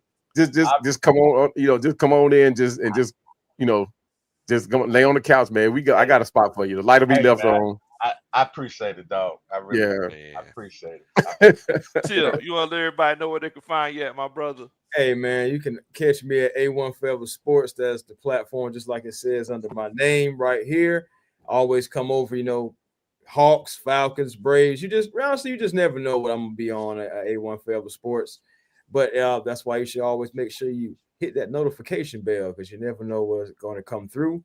But also catch me at the Hawks Digest as well. Hawks Media Day was today, so I know we dropped the video. It's going to be a few videos coming on talking about Hawks Media Day related relations and everything. So yeah, keep your eyes out for that. Make sure y'all find y'all peace today. I always tell y'all positive energy creates elevation. That's how you find your peace. Catch me on Twitter, A1 Forever, Instagram, A1 Forever, the real A1 Forever on TikTok. And I guess if you're on Facebook, Chris Tipmore or Chris Moore, one out of two, something like that. Hey, go. I thought Will had it. Hey, what, boy? You want to let everybody know where they can find you, my brother? Oh, me? Yes. Oh, okay. Yeah. Right now, just find me primarily on YouTube, Facebook, Twitter. You can do so also through Come On In Sports Network, also through 100 yards of football. On all platforms with those three networks as well. I'm currently trying to get something started with Spotify where I can just keep on talking. When the camera is off. So look for that to come out as well. Right now, the only other project I got with my wife where we're going to just get on and just start talking about stuff, about life, life events, because we've been married 30 years as well too. So we're just going to share insight, because like I said, the good, the bad, the ugly, and all that type of stuff. So and we're going to be forthcoming with it, how we work through it. So hopefully somebody who's going through the same stuff that we went through. All T Will ain't.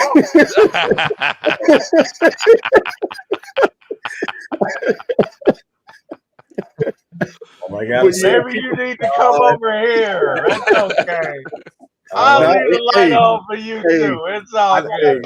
I tell people all the time that there are no such thing as dog houses around here. The only dog house I build, that's gonna be around here is the one that I build. I sleep in my bed. I'm sorry, I don't pay. I work too hard and I pay too much money for that bed. If we're gonna be mad, we better be in the bed talking about it or something because I'm sleeping in my bed. I'm sorry, but yeah, man. But just keep on looking out for more content from it, man. It's all coming out.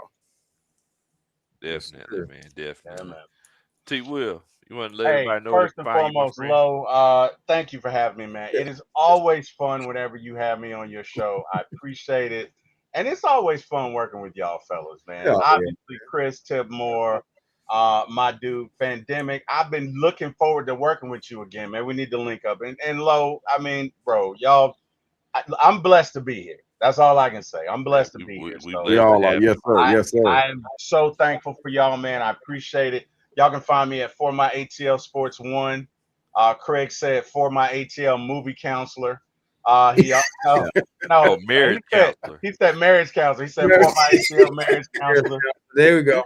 Craig gives me new ideas all the time. He also said Channel. For My ATL Drive Through. I'm really thinking about that one. I really am thinking about that one. But All no, right. It's gonna be pulling up in the drive-through. Shoot, we'll be at the drive. Who you coming to see? You know what I'm saying? How that's Right behind you. For My ATL. Hey,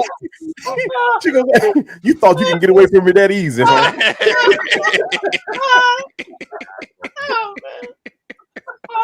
I've enjoyed this so much. No, For My ATL Sports 1 on YouTube. Again, the number For My ATL Sports, the number 1.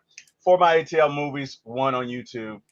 Hey man, appreciate it to everybody who joined us in the show. Thank you so much. Appreciate you showing up. Thank God for sending me in you guys' path and yours and mine.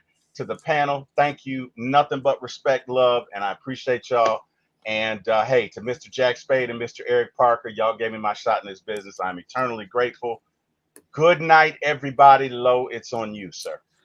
Look here, man. For everybody out there that don't know me, my name is Big Low Country. I ain't nothing but an old country boy, former football coach that loves to sit around and talk about sports. Look, first of all, shouts out to the coaching staff for the chat. You know, we definitely enjoyed the conversation tonight. Enjoying a good victory Monday. Let me take a look here while we're on, because I don't want to lie to you to make it sound fly to you. 135. That's that player that came out of him with that one. That's what it was. That's what it was. 135 likes, man. Appreciate y'all. Thank y'all Appreciate so that, Jack. much. Definitely. Look at here. I say all the time, shouts out to the coaching staff. Y'all make the show. You know, we wouldn't be able to have these coaches meetings and these post game shows without y'all. I want to thank y'all again. If you're watching the show after we went live already and you're still watching, you know, after we bared our souls, thank you. you know, we definitely appreciate it. Yes. Hey, it's all love, man. It's all love. Everybody all enjoy a good love. laugh, man. You're Everybody watching deserves a this good laugh. afterwards. Make sure you say a prayer for T Will. You know, Yeah.